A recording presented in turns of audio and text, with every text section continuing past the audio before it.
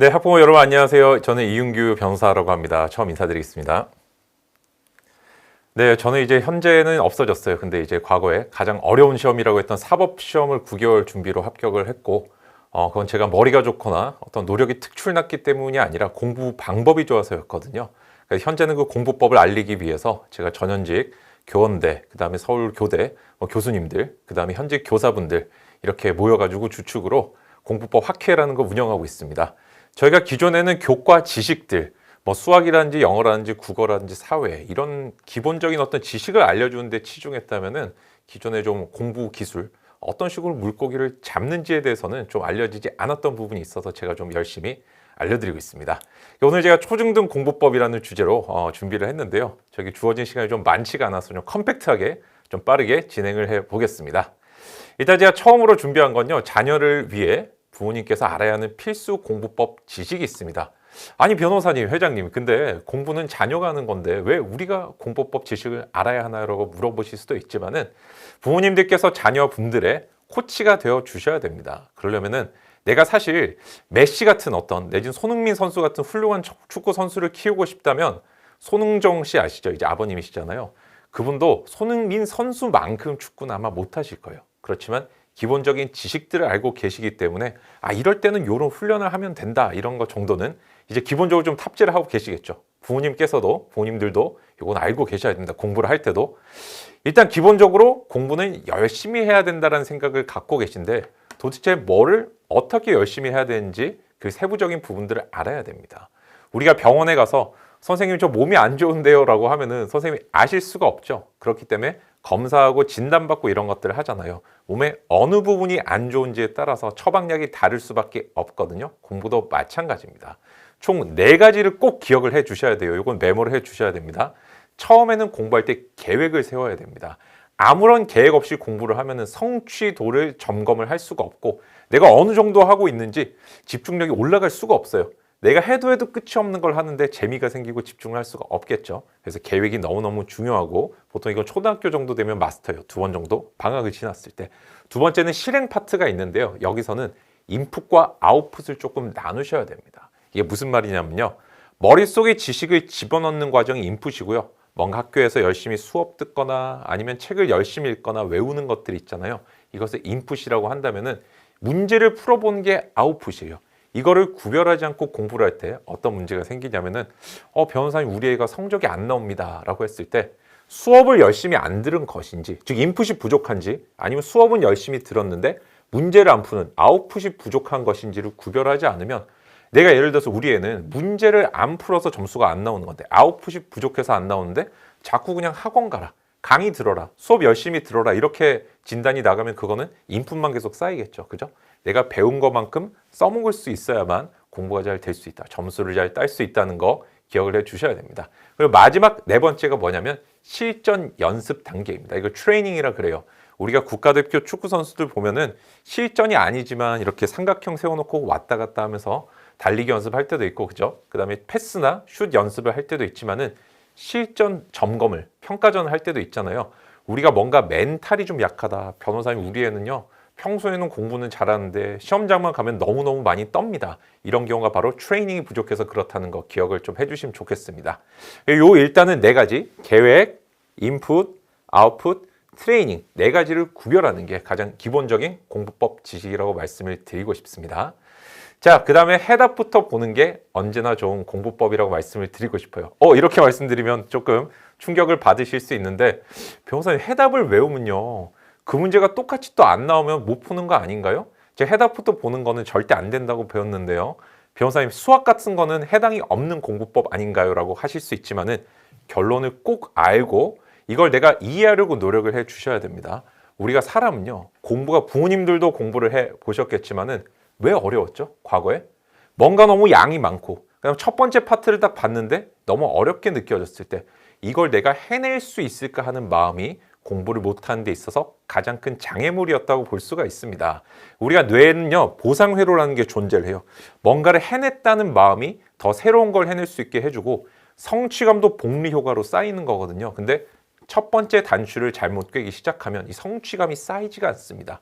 제가 사전 질문들도 조금 받아봤고 굉장히 좀 강연할 때마다 많이 듣는 질문이 우리 애가 공부에 뭐 관심이 없다, 재미를 못 느낀다고 할 때는 정말 공부가 때려 죽여도 하기 싫은 건지 아니면 뭔가 내가 방법이 잘못된지 구별을 해 주셔야 됩니다. 그래서 처음에는 쉽고 뭔가 누구든지 이것만큼은 할 수 있겠다, 우리 애도 요거는 할 수 있어 라는 걸 찾아서 해 주셔야 되는데, 그걸 일반화시켜서 말씀을 조금 드리면요, 내가 어느 정도 문제를 읽을 수 있는 정도의 뭐 수업 같은 거 좀 들어야겠죠. 내지는 혼자 힘으로 책은 읽은 상태여야겠죠.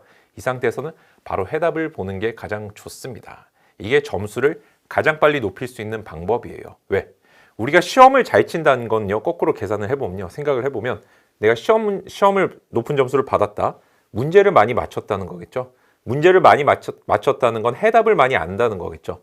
해답은 어디 써 있죠? 해설에 많이 써 있겠죠. 그래서 이런 순서로 공부를 해 주시는 게 좋습니다. 내가 해설부터 공부를 하면요, 답을 많이 맞힐 수 있게 되고 생각보다 시험 문제 나오는 건 많지가 않구나라는 걸 조금 알게 됩니다. 자, 그럼 응용은 어떻게 하는지, 수학 같은 데도 이게 통하는지 궁금해하신 분들이 많이 있으실 텐데 그거는 뒤에서 제가 다시 한번 다뤄보겠습니다. 다시 한번 핵심적인 사항을 제가 정리를 한번 해볼게요. 처음에 보통 이제 이런 식으로 공부를 한단 말이에요. 내가 책을 읽고, 보통 예습도 잘 안 하는데 학교 수업을 듣고, 그 다음에 문제집을 풀고, 그 다음에 해설 보면서 틀린 거 확인하고 다시 공부를 해줘야만 점수가 올라가는데, 이 6번째, 5번째나 6번째 단계에 오면은 이미 정신 에너지, 집중력, 체력이 많이 방전돼 있어요. 우리 애가 솔직히 학교 수업 듣고 문제집까지 푸는 애들이 좀 많이 있나요? 거기까지 가면 이제 중위권입니다.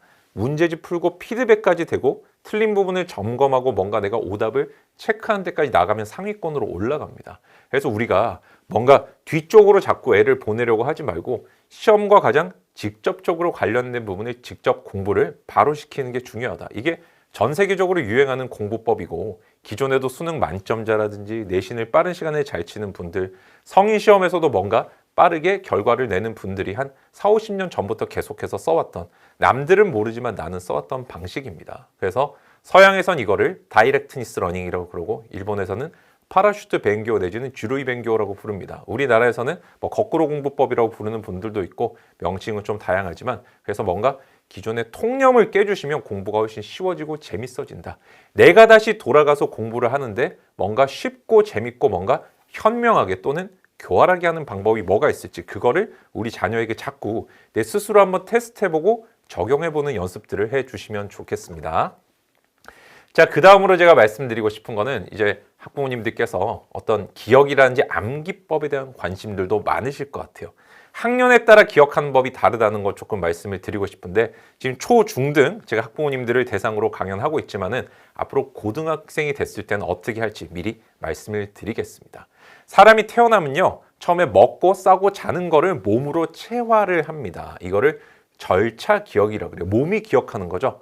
현재 내가 밥 먹는 법을 까먹었다든지 자는 법을 까먹었다, 화장실 가는 법을 까먹었다고 하는 사람은 아무도 없을 겁니다. 그죠? 몸이 기억하기 때문입니다. 보통 유아 때부터 이게 한 초등학생 한 2, 3학년 정도까지는 이런 것들이 쭉 쌓입니다. 그래서 초등학교 2, 3학년이 지나서 한 중학교 한 3학년 내지는 조금 빠르면 중2 때 오기도 하는데요. 이때까지는 지식기억이라는 형태로 머릿속에 저장을 해요.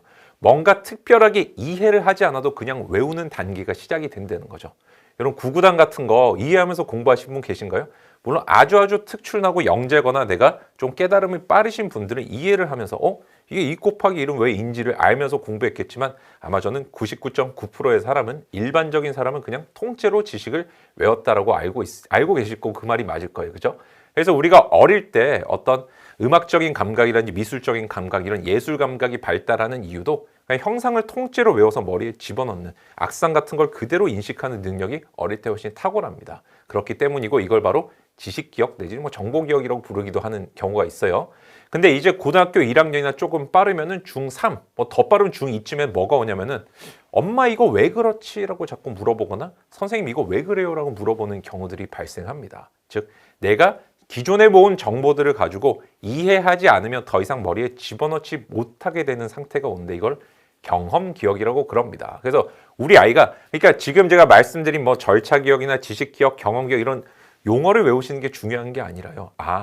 어릴 때는 특별하게 이해를 하지 않아도 그냥 머릿속에 집어넣을 수 있지만 뭔가 어느 시점이 딱 지나서 우리 애랑 얘기를 해보거나 학원에 보냈는데 애가 이해도가 떨어진다라는 말을 듣거나 엄마 나는 뭔가 학원이 재미가 없다라는 말을 할 때는 우리 애가 뭔가 뇌에 기억을 하는 구조가 바뀌고 있다라고 한번 생각을 해봐 주셔야 된다는 겁니다. 그때부터 어떻게 해야 되냐면요. 그래서 적어도 고등학교 1학년, 늦어도 한 2학년 정도 돼서부터는 통째로 뭔가를 외우는 게 아니라 하나를 오랫동안 진득하게 나의 경험에 미쳐서 내가 엄마나 또는 더 친한 사람 내지는 더 뭔가 지적으로 나보다 수준이 높지는 않은 분들, 이런 분들한테 설명할 수 있어야 됩니다. 그래서 남한테 자꾸 설명하는 습관, 내가 이해하거나 납득하지 못한 건 설명할 수 없거든요. 이게 셀프 렉처라고도 그래요. 미국 이제 행동과학 연구소에서 연구한 결과에 따르면 우리가 귀로만 들은 거는 머리에 잔존할 확률이 5%지만 남한테 설명할 수 있는 거는 기억에 잔존할 확률이 95%라고 그러거든요. 이것들이 경험 기억을 바탕으로 보통 나온 연구 결과입니다. 그래서 우리 애가 뭔가 이해도가 떨어지는 것 같고 잘 공부를 못 따라가는 것 같을 때는 오히려 거꾸로 아이한테 배운 거를 자꾸 설명해 보라고 한번 시켜보세요. 이런 훈련들을 시키면서 점차 지식이 증가하고, 근데 그 전의 단계, 지식 기억을 쓰는 이제 초등학교 고학년이나 중학교 한 1, 2학년 정도 단계까지는 어떻게 한다? 특별하게 이해가 되지 않더라도 자꾸 외우고 암기하는 훈련을 자꾸 시켜줘야 됩니다. 보통 제가 이렇게 말씀을 드리면 변호사님 창의력, 사고력이 중요하지 않나요? 그럼 수학은 어떻게 하나요? 비문학은 어떻게 하나요? 수능 같은 거 어떻게 하나요? 라고 생각을 하실 수 있습니다. 그렇지만 제가 말씀드리고 싶은 거는 그런 건 요 한 파트 지나서 말씀드릴 건데 그건 교육의 목표예요. 시험을 준비하거나 공부를 하는 사람의 목표가 아닙니다. 뒤에서 다시 한번 말씀드릴게요. 여러분들 궁금한 게 많으시겠지만 조금만 기다려주세요. 자, 그 다음에 그래서 제가 암기의 중요성에 대해서 지금 열심히 말씀을 드리고 있어요. 그죠? 한 중학교 중간까지는 뭔가를 통째로 외우는 게 너무너무 중요한데 그러면 도대체 어떻게 외우느냐? 초등학생 때는 과연 암기를 위한 방법들을 어떻게 다듬으면 되는지 궁금하실 겁니다. 이때는 개수부터 잘 세야 된다고 말씀을 드리고 싶어요. 혹시 세종대왕의 업적 뭐뭐 있는지 아시나요? 부모님들? 학부모님들 잘 모르시죠? 이때 뭔가를 외운다는 거는 내가 이게 갈고리가 돼서 기억을 끄집어내주는 거거든요. 근데 걸려서 처음에 나오는 게 있어야 돼요. 이게 가장 쉬운 게 숫자입니다. 세종대왕의 업적은 대표적인 업적은 5개라고 외우는 학생과 세종대왕 업적 훈민정음인가 이렇게 외우는 학생은 전체 상을 바라볼 수 있는 능력 자체가 다릅니다. 그래서 학교에서 공부를 하고 돌아오거나 또는 예습할 때는 예습할 때부터 말씀을 드리면 오늘 내가 학교에서 배워야 되는 이번 시간에 뭐 국어나 사회, 수학에서 배워야 되는 파트가 몇 개인지 안에 소제목은 몇 개인지를 세는 훈련을 자꾸 시켜주시고요. 그 다음에 공부가 끝났을 때도 한번 물어보세요. 윤규하고는 학교에서 뭐뭐 배웠어? 하면 이제 애가 세겠죠. 국어 배웠고 수학 배웠고 뭐 영어 배웠어. 산수 배웠고 이런 식으로 하겠죠. 그러면은 그래? 그럼 국어 시간에는 총 몇 개 배웠어? 한번 물어봐 주세요. 이렇게 하면 내가 머리를 자꾸 인출이라고 리버리라고 그래. 인출이라고 그러는데 머릿속을 찾는 연습을 자꾸 해줘야 되거든요. 부모님들께서 예를 들어서 뭐 핸드폰에 사진첩 같은 걸 열어보셨다든지 컴퓨터의 폴더에서 파일 찾을 때 내가 그걸 찾아보면서 점차적으로 컴퓨터의 구조라든지 파일 구조라든지 폴더 개념 이런 것들을 더 많이 훨씬 알게 되시지 않나요? 보다 쉽게 꺼낼 수 있지 않나요? 폴더가 있으니까. 이런 식으로 자꾸 머릿속에 폴더를 생성하고 머리를 찾고 머리를 쓰는 훈련을 해줘야 되는데 암기법은 물론 한 3-4시간 정도 강의를 해야 됩니다. 그래서 그래도 가장 중요한 게 바로 개수를 세는 거다. 이거는 이제 조직화 암기 기법이라 그래서 우리 교육심리학에 나오는 건데 오거나이제이션 기법이라고 그럽니다. 그래서 뭔가 개수를 세면서 내가 공부한 게 몇 개였지? 이 사람의 업적은 몇 개였지? 내가 오늘 수학에서 배운 건 몇 개였지? 피타고라스 공식을 증명하려면 몇 단계를 거쳐야 되지? 이런 식으로 자꾸 사고하는 습관, 머리에 단차를 나누고 폴더를 만드는 습관들을 꼭 기르라고 말씀을 드리고 싶습니다. 자, 이렇게 이제 말씀을 드리면 변호사님 창의성과는 거리가 먼 것 같다. 우리 교육의 목표랑 다르지 않냐고 하실 수 있지만 그 말씀 맞죠. 교육의 목표라는 건요. 내가 이 학생들을 좋게 길러내는 거고 그 다음에 사회의 훌륭한 구성원으로 교육시키는 게 목표입니다. 창의성을 가져야 됩니다. 그렇지만 공부를 하는 사람은요. 내가 현재 단계를 맞춰 나가야 됩니다. 창의, 사고, 응용 이런 것들은 조합하는 방식인데 머리에 뭔가 재료가 있을 때만 가능합니다. 창의 이해, 아까 수학도 말씀을 드렸지만 뭔가를 내가 응용하고 만들어내려면요. 기존의 찰흙이라는 게 존재를 해야 별표도 만들고 삼각형도 만들고 세모도 만들지 않겠어요? 근데 대부분의 공부법, 공부에 실패하시는 분들을 보면은 야, 수학은 이해 과목이야. 오랫동안 생각해봐.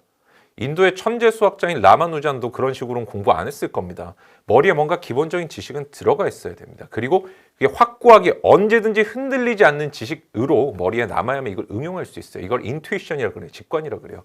그래서 세계적인 천재, 뭐 노벨 물리학상을 받았던 우리 리처드 파인만, 굉장히 유명한 수학자이기도 한데, 이 사람들의 대화들을 보고 공부법적으로 분석을 해보면은 확실한 기본 유형에 대한 암기가 있고요. 이걸 어떻게 변형하는지 훈련을 많이 한 거예요. 자, 그래서 창의적이거나 생각이 많다는 건 뭐예요? 머릿속에 재료가 확실하게 들어있다는 겁니다.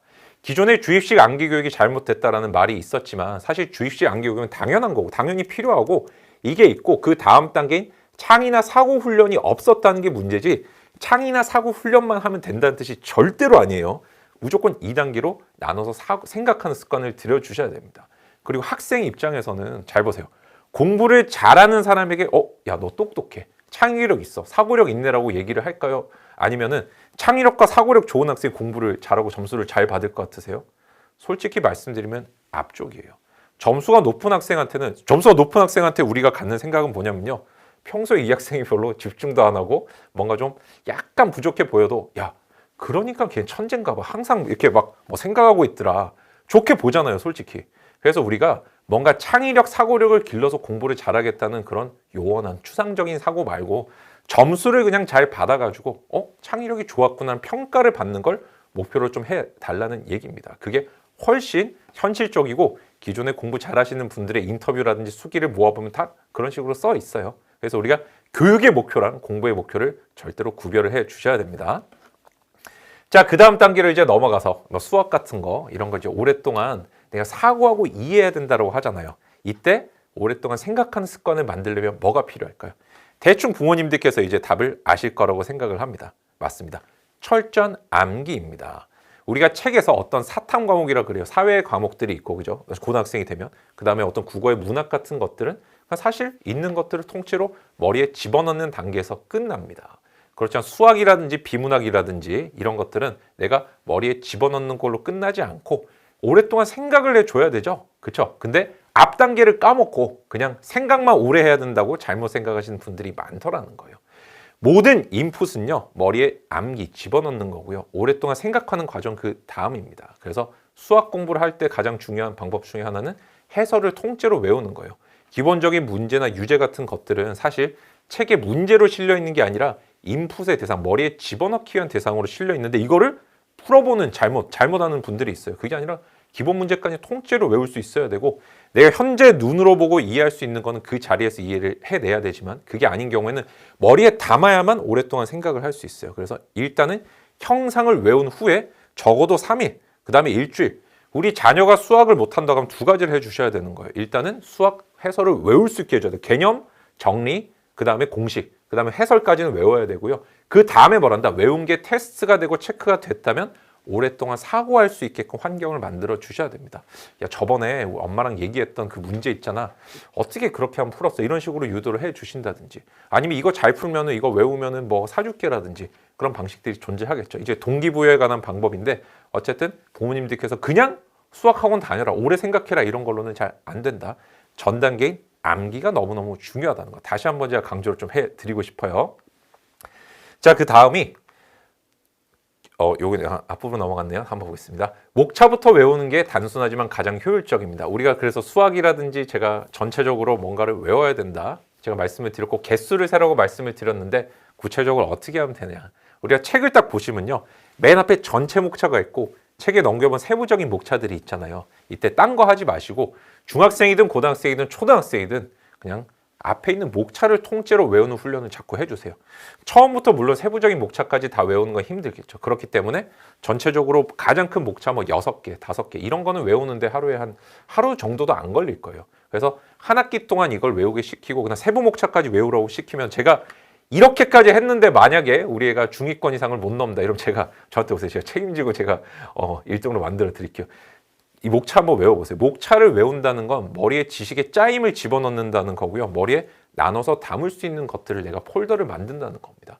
아무리 공부를 잘해도 정돈을 못하면 실제 시험장에서 쓸 수가 없어요. 근데 머릿속에 이런 폴더를 만드는 훈련은 내가 그냥 자의적으로 하는 게 아니라 나에게 주어진 시험장에서 책에 주어진 목차를 외우는 걸로 달성된다. 실제 목차를 가장 높은 정도로 완벽하게 외울 수 있어야 되는 건 수학입니다. 내가 그냥 보지 않고 앞에 있는 목차를 다 써낼 수 있어야 돼요. 그 밑에 개념 정리 공식까지 써낼 수 있어야만 내가 수학에서 절대로 흔들리지 않는 기초가 생기고, 나머지 어떤 사회 과목이라든지 아니면 국어는 그보다는 약하지만 그래도 내가 뭘 배우고 있고 몇 개고 대략적으로 어떤 흐름으로 가는지 정도는 설명할 수 있을 정도가 돼야 되고, 이거를 꼭 자녀분들께 지도를 해주시기 바래요. 그 다음에 집중력의 크기에 대해서도 좀 말씀을 드릴게요. 보통 이제 뭐 암기법이나 공법 말씀드리면, 그 다음에 오늘 사전 질문에도 있던데, 변호사님 우리 애가 집중을 잘 못한다 이런 분들도 계시지만, 사람마다 배터리가 달라요. 부모님들 지금 핸드폰 한번 꺼내보세요. 또는 주변 사람들이 쓰는 핸드폰 한번 보세요. 제가 이번에 핸드폰을 새로 샀으면 스마트폰을 얼마나 오래 있고 충전하지 않고도 갈까요? 근데 내가 3, 4년 전에 산 핸드폰은 꺼내면 좀 있으면 20, 30%로 이제 떨어지잖아요. 그죠? 그래서 이런 사람도 이런 차이가 있어요. 우리 아이가 배터리가 적으면은 아이를 어떻게 다시 태어나게 할 수는 없단 말이에요. 그러니까 30분밖에 집중을 못 한다면 30분 집중하고 5분 쉬라고 하세요. 5분 쉬고 다시 한번 공부로 돌아오게끔 만드는 이런 전략이 훨씬 중요하지, 30분밖에 안 되는 아이한테 억지로 3시간 공부를 하라든지 이렇게 하면 아이가 공부에 질려버립니다. 오랫동안 공부를 할 수 없게 된다는 점 기억을 좀 해주시기 바래요.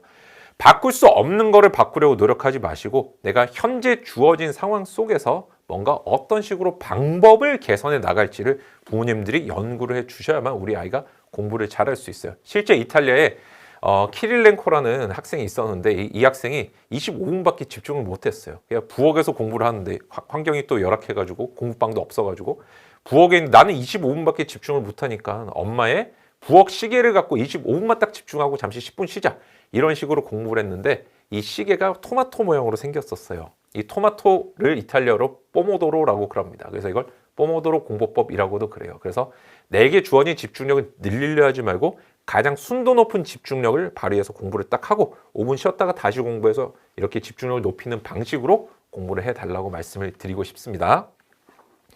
자, 그 다음 마지막으로 제가 다른 아이와 비교하고 부정적인 말을 쓰는 게 최악이라는 말씀 좀 드리고 싶어요. 우리가 프라이밍 효과라는 게 있습니다. 노벨 심리학상이 아니라 경제학상을 탄 심리학자가 있어요. 행동경제학의 우리 아버지라고 부르는 데니얼 카너먼이라는 사람이 있는데, 실험을 한번 해봤거든요. 내가 단어 조합을 시켰는데 느리고 힘없고 노쇠하다 이런 단어를 조합한 사람은 실제 실험이 끝나고 집에 걸을 때 속도가 느려지더래요. 근데 빠르고 유쾌하고 밝고 에너제틱하다 이런 단어를 조합하는 연습을, 실험을 해본 사람들은 집에 갈 때 엄청나게 빠른 속도로 걸어가더라는 겁니다. 그래서 이걸 보고 내가 앞전에 했던 뭔가 말에 나의 심리적인 상태나 목표가 영향을 받는다라고 해서 이걸 점화 효과 내진 선행 효과라고 그러는데, 프라이밍 효과라고도 그럽니다. 그래서 우리 아이한테 야, 너 왜 이렇게밖에 시험 못 쳤어라고 하면 아이는 부정적인 사고에 잡히겠죠. 옆집에는 공부 이렇게 하는데 너는 왜 안 해? 비교하면 우리 애는 또 그런 부정적인 심리 상태에 사로잡힙니다. 우리가 순간적인 행동이나 목표뿐만 아니라 인생을 어떻게 하면 좀 더 밝고 긍정적이고 성취감 있게 느낄 수 있는지는 부모님들의 말에 달려 있다. 얼마만큼 부정적인 말을 쓰느냐가 우리 아이에게 얼마만큼 많은 영향을 미치는지는 심리학적으로 입증이 돼 있다는 점 다시 한번 좀 봐주시고 의식적으로 생각을 해 주시기 바랍니다. 마지막으로 코끼리를 생각하지 마, 이런 뭐가 생각나시죠? 코끼리가 떠오르죠? 부정의 부정은 긍정이 아니에요. 야, 너 실수하지 마. 수학하는데 왜 계속 계산 틀리고 그래? 이런 게 아니에요. 그냥 이때 한 번 더 우리 꼼꼼하게 보는 습관 들일까? 마지막 문제를 빼먹는 것 같은데 넘기기 전에 한 번 더 볼까? 끝나기 전에 2번 보는 습관 들일까? 이런 식으로 처음부터 긍정적인 말을 해줘야만 머리에 긍정의 회로가 자리 잡는다는 거 다시 한번 강조를 드리겠습니다. 자, 이렇게 해서 제가 이제 Q&A 좀 말씀을 드리겠습니다. 지금 실시간으로 올려주신 것들 제가 먼저 답변을 조금 드려볼게요. 인풋 아웃풋 같은 것, 그 다음 해설을 먼저 봐도 되는지 이것도 이제 말씀을 조금 드렸고, 아이들의 기억 구조가 다르다. 그 다음에 김종균이 어렵다고 말씀을 주셨는데, 어려운 것 좀 남겨주세요. 제가 말씀드릴게요. 아이들이 겨울방학인데 겨울방학 어떻게 보내야 잘 보내는 것까 미리 말씀을 조금 드리면은, 우리가 새로운 진도를 나가는 것도 물론 중요합니다. 선행학습이라고 그러잖아요. 그죠? 그렇지만 선행하는 방식은 2개가 있거든요. 앞으로 공부할 준비를 하는, 진짜 밑작업만 하는 과정, 이거는 새로운 교과서의 목차 정도만 외우셔도 완벽합니다. 근데 만약에 조금 더 선행을 하고 싶으면요, 선행은 계단차가 있거든요. 그래서 내가 공부를 어느 정도 한 상태랑 완벽하게 한 상태의 차이가 너무 많이 나요. 어중간하게 하면 선행한 효과는 없으면서 괴롭기만 합니다. 오히려 본격적인 게임에 들어갔을 때 못할 가능성도 높아져요. 그래서 선행할 때는 확실하게 문제까지 다 해설까지 보는 방식으로 하시든가 아니면 목차 정도까지만 해서 다음 학기에 연습 정도를 하는 게 좋다 이렇게 말씀을 드리고, 선행보다 더 중요한 게 있어요. 사람의 기억이라는 건요, 맨날 복습을 하거나 에빙하우스의 망각 곡선 같은 건 자기가 자기를 상대로 시험한 뇌피셜에 불과합니다. 그렇기 때문에 최근의 뇌과학의 연구 성과는 다릅니다. 일정한 시간이 지나서 해마가 기억을 정리했을 때 뭔가 내가 까먹었다는 느낌이 들 때 다시 한번 기억을 떠올려 주는 거예요. 과회상이라 그래요. 레미니센스 효과를. 그런데 뭔가 까먹었다 싶을 때 기억을 떠올려 주는 게 훨씬 기억이 강화되고 좋은 복습이라고 합니다. 우리 아이가 지금 시간이 많이 지났죠. 공부한 게. 겨울방학이 됐다 그러면 많이 놀고 까먹었다는 생각이 들겠죠. 사실은 뇌가 기억을 정리를 해줬어요. 그래서 기존에 공부했던 거를 꼼꼼하게 다시 한번 복습하는 게 저는 훨씬 좋은 겨울방학을 보내는 방법이라고 권해드리겠습니다. 왜냐면요, 우리가 학기 같은 것들은 쭉 연결이 돼 있어요. 중학교나 고등학교에 보시면 수학 같은 걸 예로 들어보면은 1학년 1학기랑 2학년 1학기, 3학년 1학기 연결돼 있는데, 우리가 아무리 새로운 걸 열심히 해도 기존의 기초적인 부분이 흔들린다면 쌓일 수가 없습니다. 이거 사상 누각이라고 그러잖아요. 그래서 저는 겨울방학 때 첫째로는 기존의 것들을 레미니센스 이용해서 빠르게 목차 중심으로 한번 복습해보고, 이게 됐다면 다음 여력이 남으면 진짜로 해설까지 보고 다음 학기 거, 아니면은 그냥 목차 정도까지만 내가 봐도 충분히 공부법적으로 효율이 높게 방학을 보낼 수 있다고 설명을 드리고 싶습니다. 자, 그 다음에 자녀에게 다양한 설명들, 그 다음에 우리 아들이 암기하는 걸 싫어한다 이런 게 돼 있는데, 암기하는 걸 싫어하는 거는 재미없게 시켜서 그렇습니다. 자꾸 뭔가 동기부여랑 연결해서 한번 해봐 주시면 좋겠어요. 우리 애가 뭔가 이렇게 싫어한다고 할 때는 뭔가 좋아하는 요소가 뭔지 한번 잘 봐주시기 바랍니다. 저는 과거에 프로게이머 연습생이었고 게임밖에 안 했습니다. 근데 부모님이 저한테 어떤 기대를 거셨냐면, 야, 우리 아들은 뭔가 공부로 종목만 바꾸면 너무너무 잘할 것 같고 하나를 파면 끝장을 본다. 그리고 뭔가 저는 수집하는 욕구를 갖고 있거든요. 그래서 저는 공부도 수집하듯이 했어요. 뭔가 퀘스트를 깨 나간다는 느낌으로 접근을 했습니다. 그래서 게임을 공부로 대체하고 나니까 저는 자연스럽게 공부를 잘하는 사람이 되어 있더라고요. 우리 아이가 뭐를 좋아하는지 보시고 공부에 접목시킬 수 없는지. 게임도 하나의 공부거든요. 게임 부모님 거꾸로 하면 제가 한번 여쭤볼게요. 부모님들 저랑 오늘 리그 오브 레전드 오늘부터 한 달 동안 제가 가르쳐 드릴 때가 해보실래요? 재미있을까요? 없을까요? 재미없을 거예요. 아이들 똑같습니다. 게임이 재밌지 공부가 재밌진 않은데 이거를 전환시켜 주는 게 우리 아이의 인생에 대해서 애착을 가지고 아이를 관찰하는 게 부모의 역할이다. 좋은 코치가 되어주는 게 부모의 역할이라고 말씀을 드리고 싶어요. 우리 아이는 암기를 싫어한다는 말로 그냥 이렇게 어느 정도 선을 긋지 마시고 어떻게 하면 암기를 잘하고 좋아하게 만들 수 있을지 자꾸 지금부터 부모님들의 공부가 시작됐다 이렇게 말씀을 드리고 싶습니다. 자, 그 다음에 한번 내려보면 역시 기본이 암기라고 당연히 기본이 암기를 먼저 해주셔야 되고, 자, 그 다음 목차를 외우자 이것도 이제 말씀을 드렸죠. 뭐 외울 때 제가 한번 말씀을 드리고 싶은 거는 오감을 활용했을 때 암기가 훨씬 잘 됩니다. 그렇기 때문에 내가 손에 주어진 손에 이렇게 쓰면서 암기하는 습관도 너무 좋아요. 그래서 목차 같은 거 자꾸 필사해보고 손으로 써보고 말로 해보고 모든 오감을 활용해서 암기하는 거. 그냥 우리 아이 보고 이거 목차 외우면 절대 안 외우겠죠. 엄마랑 오늘부터 뭐 하나 해볼까? 이러면서 목차 5번 이렇게 베껴서 써면 엄마 맛있는 거 사줄게라든지 뭐 다양한 수단들이 존재하겠죠. 게임 1시간 하게 해줄게. 이거 외발적 동기라 그런데 처음에 이런 단순 작업의 가장 강력한 방법입니다. 그래서 이것들을 자꾸 써주세요. 다른 거 그냥 하지 마. 그래 윤규야 공부하기 싫어? 그러면 엄마랑 앞에 수학 목차 딱 10번만 쓰면 내가 엄마 게임 1시간 하게 해줄게. 이런 거라도 한번 해보세요. 그럼 아이가 하다 보면 생각보다 공부가 쉽게 되거든요. 생각보다 수업이 잘 들어오거든요. 이러면 내발적 동기로 전환이 돼요. 그래서 익스터널 외부에서 들어온 동기가 인터널로 전환이 되는 방식이고, 이런 수단들 자꾸 써봐 주시기 바랍니다. 물가까지 끌고 가는 건 부모님 역할이에요. 물을 마시게 할 수는 없지만 아시겠죠? 영단어 암기법 맞다. 이것도 이제 사전 질문에 있었는데 이거 제가 말씀드리고 자기주도 학습도 말씀을 드리겠습니다. 자기주도 학습을 먼저 말씀을 드리면 자기주도 내가 나를 끌고 나가는 거니까 내 내면에서 뭔가가 생겨야 돼요. 즐거움이 생겨야 되는데 아까 이건 강의 때 제가 말씀을 드렸지만 공부 양을 나눠가지고요. 처음부터 전체를 보려고 하지 마시고 그냥 이 파트별로 개념만 보고 넘어갈까? 이것도 좋고, 문제를 풀어야 될 때는 홀수 문제만 풀고 넘어가 볼까? 이것도 좋습니다. 그래도 공부를 안 한다면 5의 배수만 한번 풀어볼까? 10의 배수만 풀어볼까? 이런 것도 좋아요. 양을 줄여주는 게 압도적으로 스트레스 양을 줄여줍니다. 그래서 처음에 분량을 줄이면서도 핵심적인 걸 공부할 수 있게 해주는 게 개념이나 홀수 문제 이런 식으로 푸는 방식이에요. 이런 식으로 아이에게 무조건 완료했다는 성취감을 느끼게 해줘야 됩니다. 아이는 뭔가를 해냈다는 느낌이 없다 보니까 공부에 자신감이 떨어지고 내가 자기 주도적으로 안 되는 거거든요. 요거를 꼭 생각을 해주시면 좋겠고, 사전 질문 제가 다른 건 다 답변을 드렸는데 마지막 영어 공부법을 답변을 못 드렸는데 컨텍스트 맥락화 암기법이라는 게 있거든요. 그래서 단어라든지 문법에 대해서 먼저 좀 설명을 드리면, 우리가 영어는 단어랑 문법이랑 독해랑 그 다음에 뭐 쓰기, 듣기 이렇게 나가는 거 같죠. 이런 식으로 접근하는 걸 시스템 인풋이라고 그럽니다. 하지만 우리 세계적인 언어학자인 스티븐 크러쉬 교수 같은 경우는 I+1, 즉 Comprehensible Input이라고 해서 말이 좀 어려운데 쉬운 공부법을 추천을 해주고 있어요. 그리고 실제 저도 그런 식으로 했는데, 단어 공부를 하지 마시고 기본적인 문법상이 4개가 있어요. 뭔가 글을 읽기 위해서는. 바로 시제, 그 다음에 명사절, 가정법, 수동태입니다. 이 4개를 일단은 그래도 이거는 알아야 글이 읽히거든요. I am a boy인지 I was a boy인지를 모르면은 이 글이 안 읽히겠죠. 4가지를 하고 나서 어떻게 한다? 단어장을 보지 마시고 독해집을 바로 보세요. 독해집도 해설을 보고 모르는 단어 그냥 씁니다. 쓰면서 내가 머릿속으로 이 문맥에서는 이 단어가 이렇게 쓰이는구나라고 이해를 해주셔야지. 여러분들 보세요. 베이컨, 오이, 토마토, 사과 외우라 그러면 이게 시간이 지나면 까먹지만, 엄마가 시장 가서 베이컨, 토마토, 오이, 사과를 사오라고 해서 왜 베이컨이랑 토마토를 가지고 볶아가지고 빨간색 베이컨을 만들어 주기로 했고, 뭐 요리를 만들어 주기로 했고, 그 안에다가 옆에 사이드로 오이도 좀 놔주기로 했어. 그 다음에 사과는 끝나고 후식으로 먹을 거야. 이런 스토리를 이해하면요, 엄마가 시장 가서 뭐 사고 했지? 이러면서 통째로 떠오르게 돼요.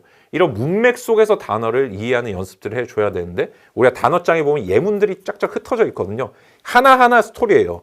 사람의 인간의 뇌 용량 2-3개밖에 안 됩니다. 이게 작업기억이라 그래요. 근데 내가 스토리를 어떻게 다 외우겠어요. 근데 통째로 하나의 스토리를 묶어주는 방식이 아까 말씀드린 조직화, 뭉치기의 기법인데, 전체 속에서 단어를 문맥적으로 자꾸 유추하고 파악한 연습을 해 주시기 바랍니다. 그걸 위해서 뭐가 된다? 읽기를 위한 기본적인 4가지 문법상을 알고 계셔야 되고, 자꾸 읽기의 방식으로 공부를 시켜주세요. 제가 추천드리는 거는 이걸 한 방에 할 수 있는 게, 영어책 중에 왼쪽에는 영어고 오른쪽에 한글 해석된 책들이 있어요. 고전책들, 뭐 위대한 개츠비라든지 아주 쉬운 책들.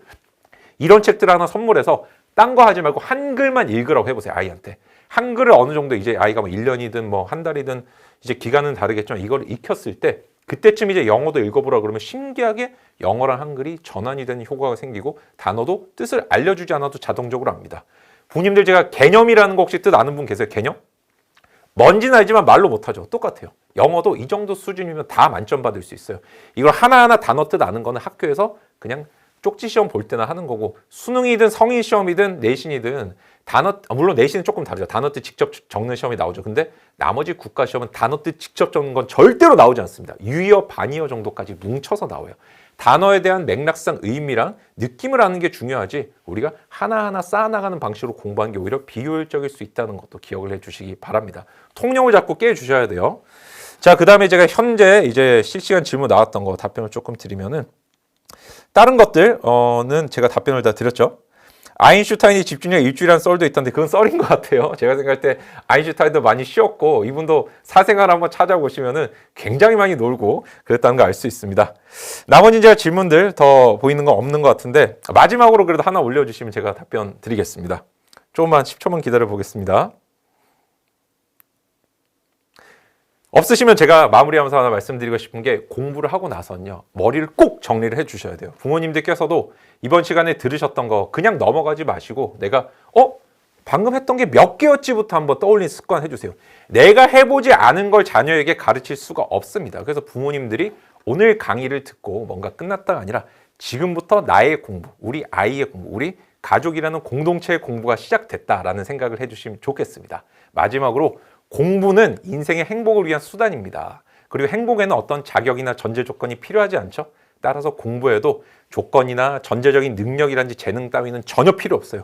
그리고 오로지 노력으로 이룬 것만이 유일하게 의미가 있다. 제가 이 말씀을 꼭 좀 드리고 싶습니다. 그래서 공부에는 적성 재능이 존재하지 않는다. 우리 아이도 할 수 있다는 믿음, 자신감을 오늘부터 부모님들께서 심어주셨으면 좋겠습니다. 감사합니다. 이상 이윤규 변호사였습니다.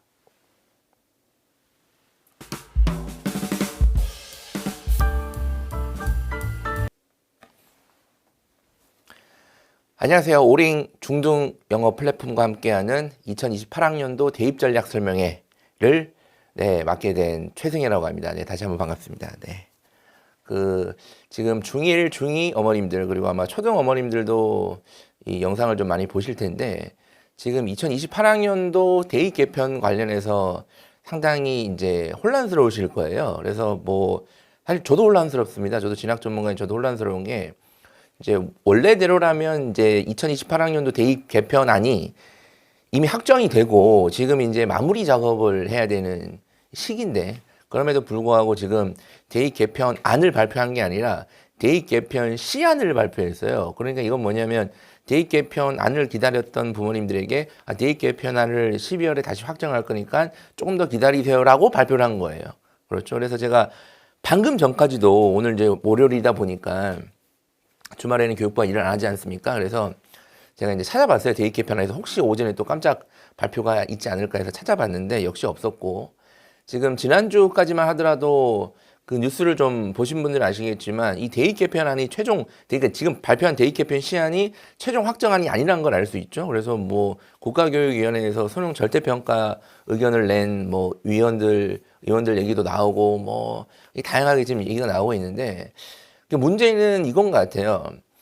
그 교육부에서 명확하게 오피셜을 발표해줘도 사교육 시장은 혼란스럽습니다. 왜냐하면 그거를 이제 오피셜 가지고 막 해석하고 내 마음대로 막 이해하고 이런 것들이 이제 보통은 이제 사교육 하시는 분들의 일 중에 하나란 말이에요. 제가 뭐 그걸 비판할 생각은 없지만. 근데 지금 대입 개편 아니 확정도 안 된 상태니까 너무 혼란스러워요. 그래서 제가 부모님들 만나보면 지금 대입 개편안 관련해서 제가 선생님 설명이나 영상을 좀 많이 봤는데 지금 뭔지 모르겠다. 다 각자 다른 말을 하시고 그래서 제가 오늘 좀 교통 정리를 좀 해드릴 겁니다. 그리고 물론 제가 오늘 말씀드리는 것 중에 뭐 나중에 또 대입 개편안이 또 바뀌어가지고 또 틀린 내용이 있을 수도 있습니다. 그래서 좀 참고만 하시고 제가 오늘 내용을 좀 설명을 좀 드릴게요.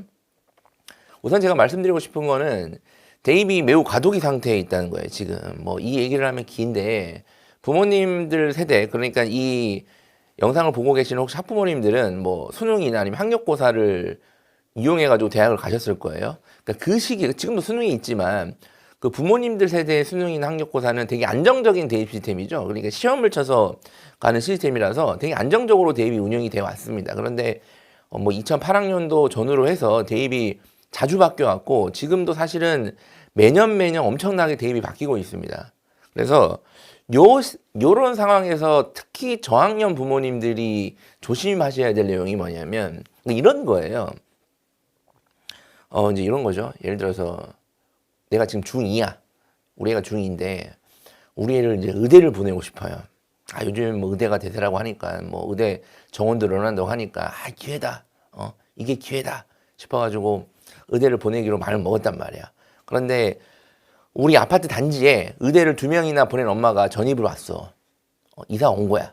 심지어 내가 들어보니까 재수도 안 시키고 한 번에 보냈대.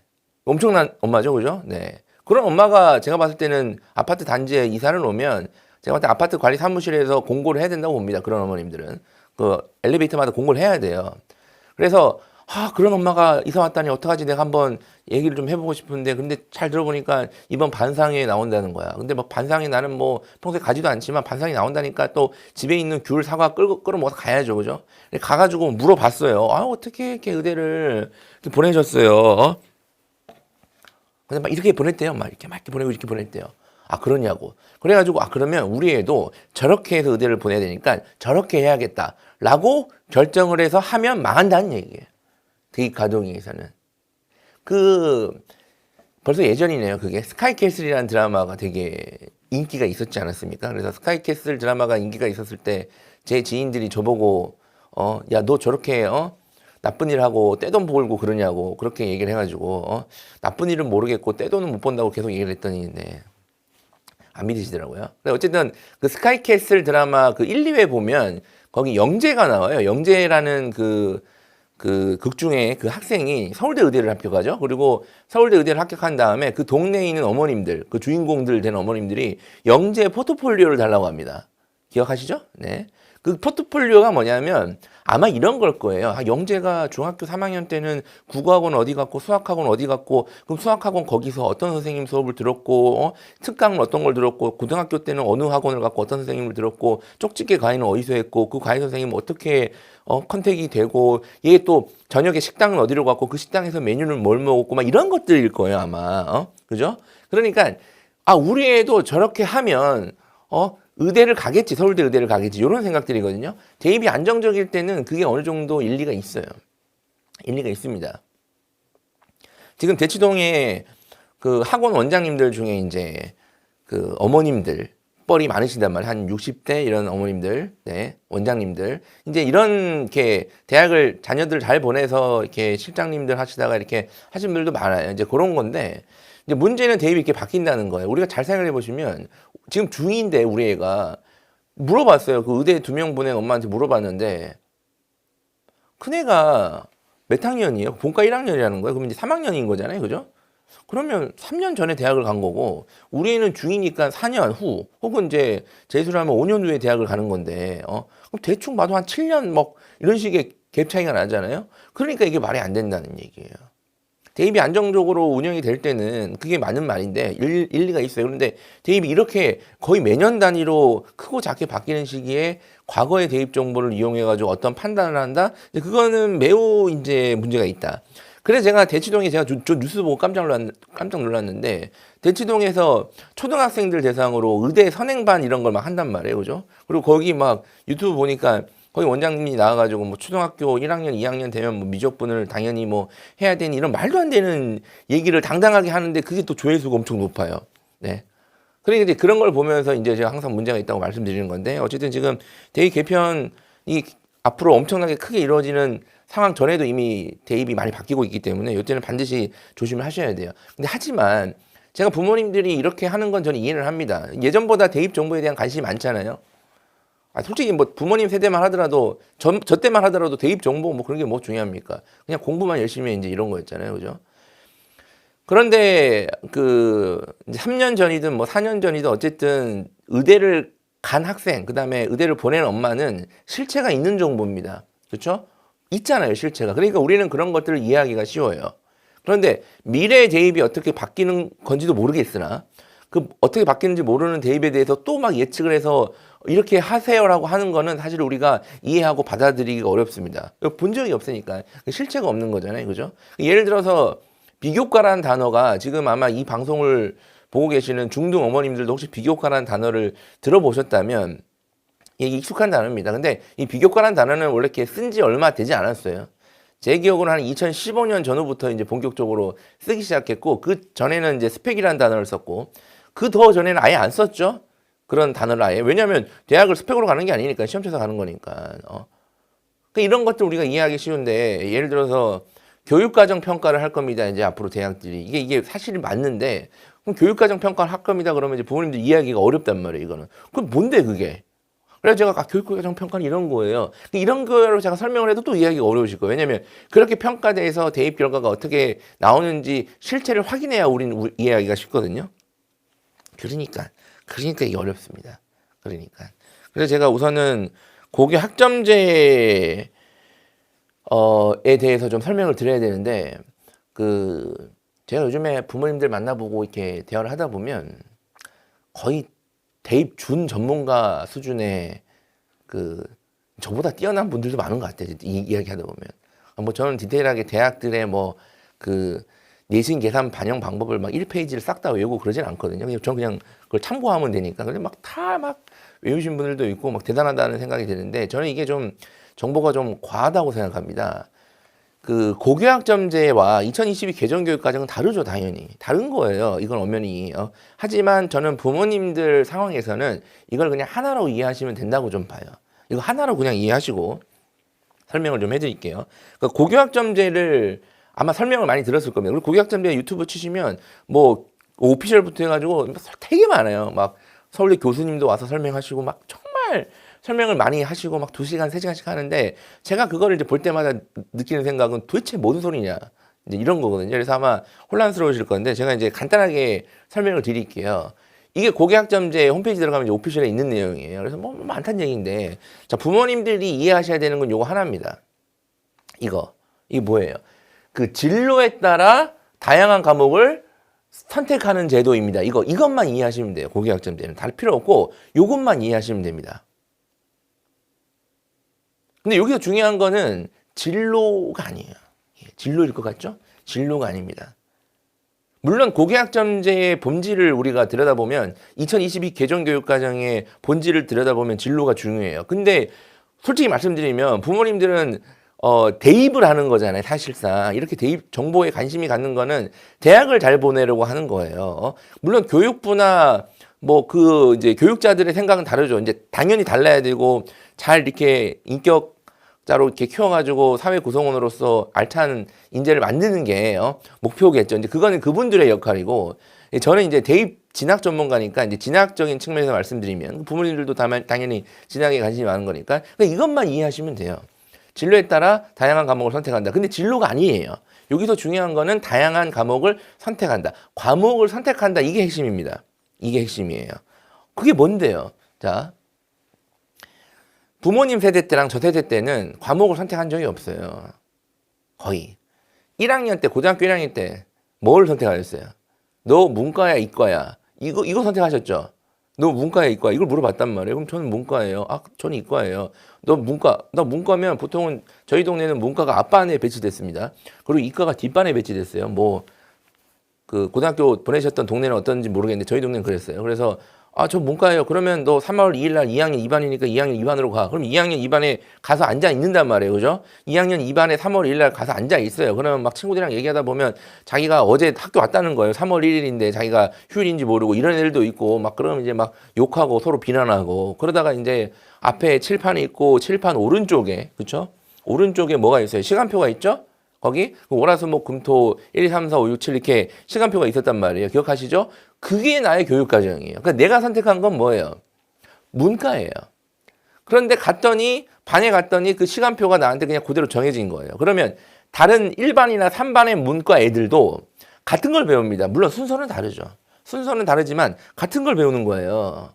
그래가지고 그 칠판에 있는 것들을 막 이렇게 아, 저게 내 시간표구나 해서 막 깔끔하게 받아 적고 있으면 새로운 담임 선생님이 와서 뭐라 그래요? 야, 이거 적었냐고. 이거 작년 거야. 내가 다시 써줄게. 그럼 막 또 속으로 욕을 하면서 다시 적었더니 이런 기억나시죠? 네, 고등학교 다 나오셨죠? 네. 그러니까 이게 원래 문이과의 본질인데 원래 사실은 이때도 문이과는 공식적으로 없는 용어입니다. 원래 문이과는 우리나라 교육 시스템에서 없는 거예요. 그런데 왜 이렇게 나눴냐면 그때는 이제 수능을 문과형 수능, 이과형 수능을 쳐야 되니까 고등학교에서 이제 가르치기 쉬우려고 그렇게 나눠놓은 거예요. 그래서 이제 그게 문과가 이과가 된 건데, 자, 고교학점제가 되면 이제 어떻게 되냐면 1학년 때 고등학교 1학년 때 과목을 결정합니다. 제가 아까 말씀드렸잖아요. 진로에 따라서 다양한 과목을 선택한다. 그러니까 과목을 선택하는 거예요. 고교학점제는. 그러면 이제 물어볼 거예요. 너는 뭘 들을 거야? 그래서 아, 저는 물리학 1, 화학 1, 생명과학 1, 뭐 이렇게 들을게요. 자, 그러면 너는 자연계형이 되는 거예요. 저는 생활과윤리, 윤리와 사상, 한국지를 들을게요. 아, 그래? 그럼 너는 인문계형이 되는 거예요. 이게 고교학점제입니다. 근데 우리가 잘 생각해 보면 이거 조삼모사죠. 맞잖아요. 아니 뭐 내가 문과를 선택해서 한국지리, 윤리와 사상, 생활과 윤리를 듣게 되는 거랑 생활과 윤리, 윤리와 사상, 한국지를 들어서 문과가 되는 거랑 무슨 차이입니까 그게? 그러니까 여기까지만 보면 조삼모사인데 이제 고교학점제는 이제 여기서 좀 더 나갑니다. 지금 2015 개정교육과정도 고교학점제 전 단계라서 지금도 과목 선택을 해요. 문과, 이과 선택을 하는 게 아니라. 그런데 지금은 탐구만 주로 선택을 하게 돼 있고 이제 고교학점제가 전면 시행이 되면 이제 국영수도 좀 더 적극적으로 선택할 수 있게 대부분 이제 열린 상태가 된다는 거 이거. 그리고 결정적으로 이 과목 선택을 2학년 때 또 합니다. 그래서 내가 1학년 때 너 뭐야? 너 들어. 아 저는 선생님 저 물리학, 화학, 생명 들을게요. 그래서 자연계 교육과정을 갔어. 근데 내가 2학년 때 공부를 해보니까 난 자연계 아닌 것도 같아. 그러면 3학년 때 다시 문과형 교육과정을 선택해도 되는 거예요. 그렇죠. 이게 고교학점제의 가장 파워풀한 점이거든요.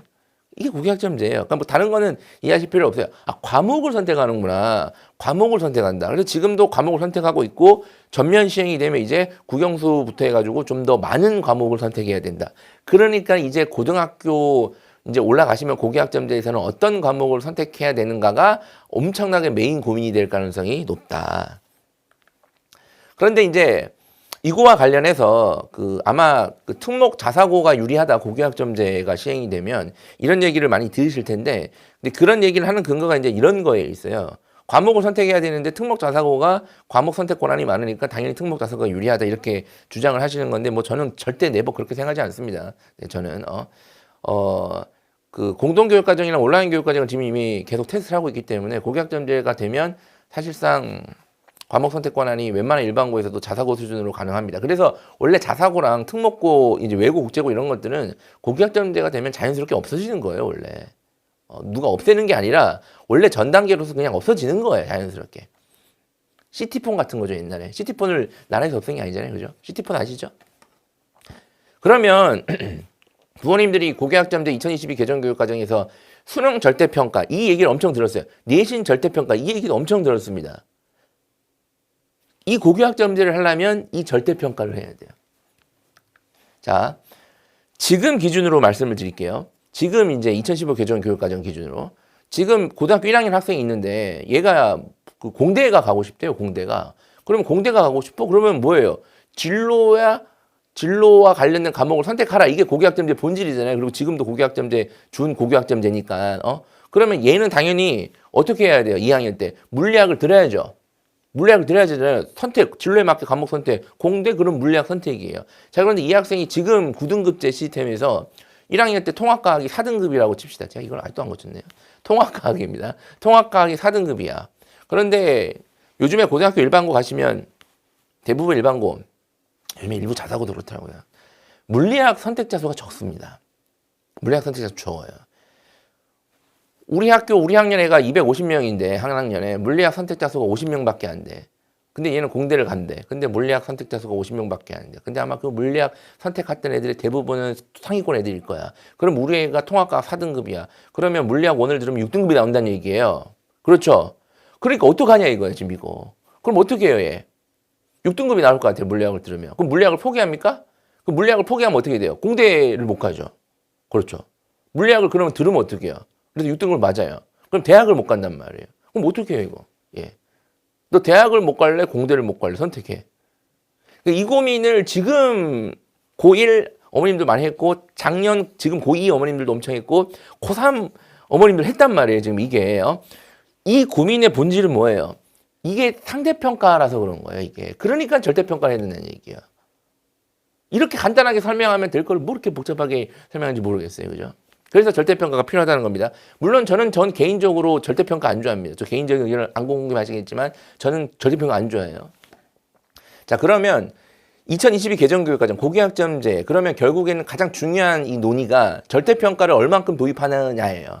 그래서 계속 이거를 막 며칠 전 지난주까지도 계속 얘기하는 거예요. 그래서 이거를 보통은 절대평가라 그러면 뭔가 좀 없어 보이는지 좀 세련된 말로 자격고사화하겠다 이렇게 표현하더라고요. 그게 이제 절대평가 하겠다는 얘기예요. 그래서 기억하시는 분들 계시겠지만 올해 초까지만 하더라도 내신도 1학년부터 절대평가를 다 하냐 아니면 1학년은 상대평가 남겨두냐 이런 논의를 했었단 말이에요. 그게 결국 절대평가 도입에 대한 범위 이 고민을 한 거거든요. 사실상. 그래서 제가 원래 예상한 거는 당연히 수능도 절대평가하고 내신도 절대평가하고 그럼 수능 절대평가하면 정시 비율은 줄어드는 거고 뭐 이렇게 얘기를 했단 말이에요. 생각을 했단 말이에요. 제가. 그런데 안 한대요. 이 대입 개편 시한대로.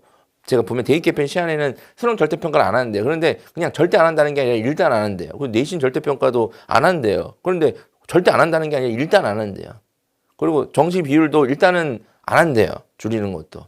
그래서 대입 개편 시한 아직까지 다른 오피셜이 없는 현재까지 2023년 12월 18일 지금 이 기세로 가면 왠지 22일 날 발표할 것 같은 강력한 의심이 드는데 22일 날 발표하면 23일은 토요일, 24일은 일요일, 25일은 성탄절이니까 이제 문 닫고 대응을 안 해도 되는 거니까 설마 22일 날 발표할까요? 제가 미리 좀 네. 근데 뭐 어쨌든 대입 개편 시한을 여기 3개를 발표했단 말이에요. 수능 개편할게요. 정시 비율 40% 유지할게요. 내신 5등급제로 바꿀게요. 요건데 이거와 관련해서 설명회나 아니면 뭐 교육부 영상도 그렇던데 이거와 관련해서 대입 개편 시한을 다루는 내용 중에 상당수가 이 수능 개편 얘기를 다뤄요. 수능 개편이 뭐 잘 됐다. 그 제가 한번 물어볼게요. 지금 중1, 중2 어머님들한테 제가 한번 물어보겠습니다. 수능 개편이 되면 좋나요? 그럼 이렇게 물어볼게요. 우리 아이가 지금 중2, 중1인 우리 아이가 개편된 수능을 잘 칠까요? 개편되기 전 수능을 잘 칠까요? 어떨 것 같으세요? 대답하세요, 빨리. 마음속으로. 정답은 모른다. 모르죠. 개편된 수능을 잘 칠지, 개편되기 전 수능을 잘 칠지 어떻게 합니까, 그거를. 그 수능의 본질은 상대적으로 잘 치는 거예요. 상대적으로. 근데 어떻게 어떤 시험에서 잘 칠지 어떻게 알아요, 이거를. 그래서 제가 이제 정리를 해드리는 게 대입 개편 시한과 관련해서 우선은 수능 개편하는 별로 안 중요합니다. 제가 봤을 때는. 그러니까 진학적인 측면에서 말씀드린 거예요, 그냥. 중2한테도 안 중요하고 중3한테도 안 중요해요. 뭐 수능이 개편이 되든 개판이 되든 별로 안 중요해요. 중3 어머님들은 선생님 재수하면 선생님 수능 뭐 개편이 그냥 이게 제가 아까 말씀드렸잖아요. 대입 정보가 너무 과도해요. 불필요한 대입 정보까지 자꾸 소화를 하시려고 하니까 그게 너무 가는 거예요, 이게.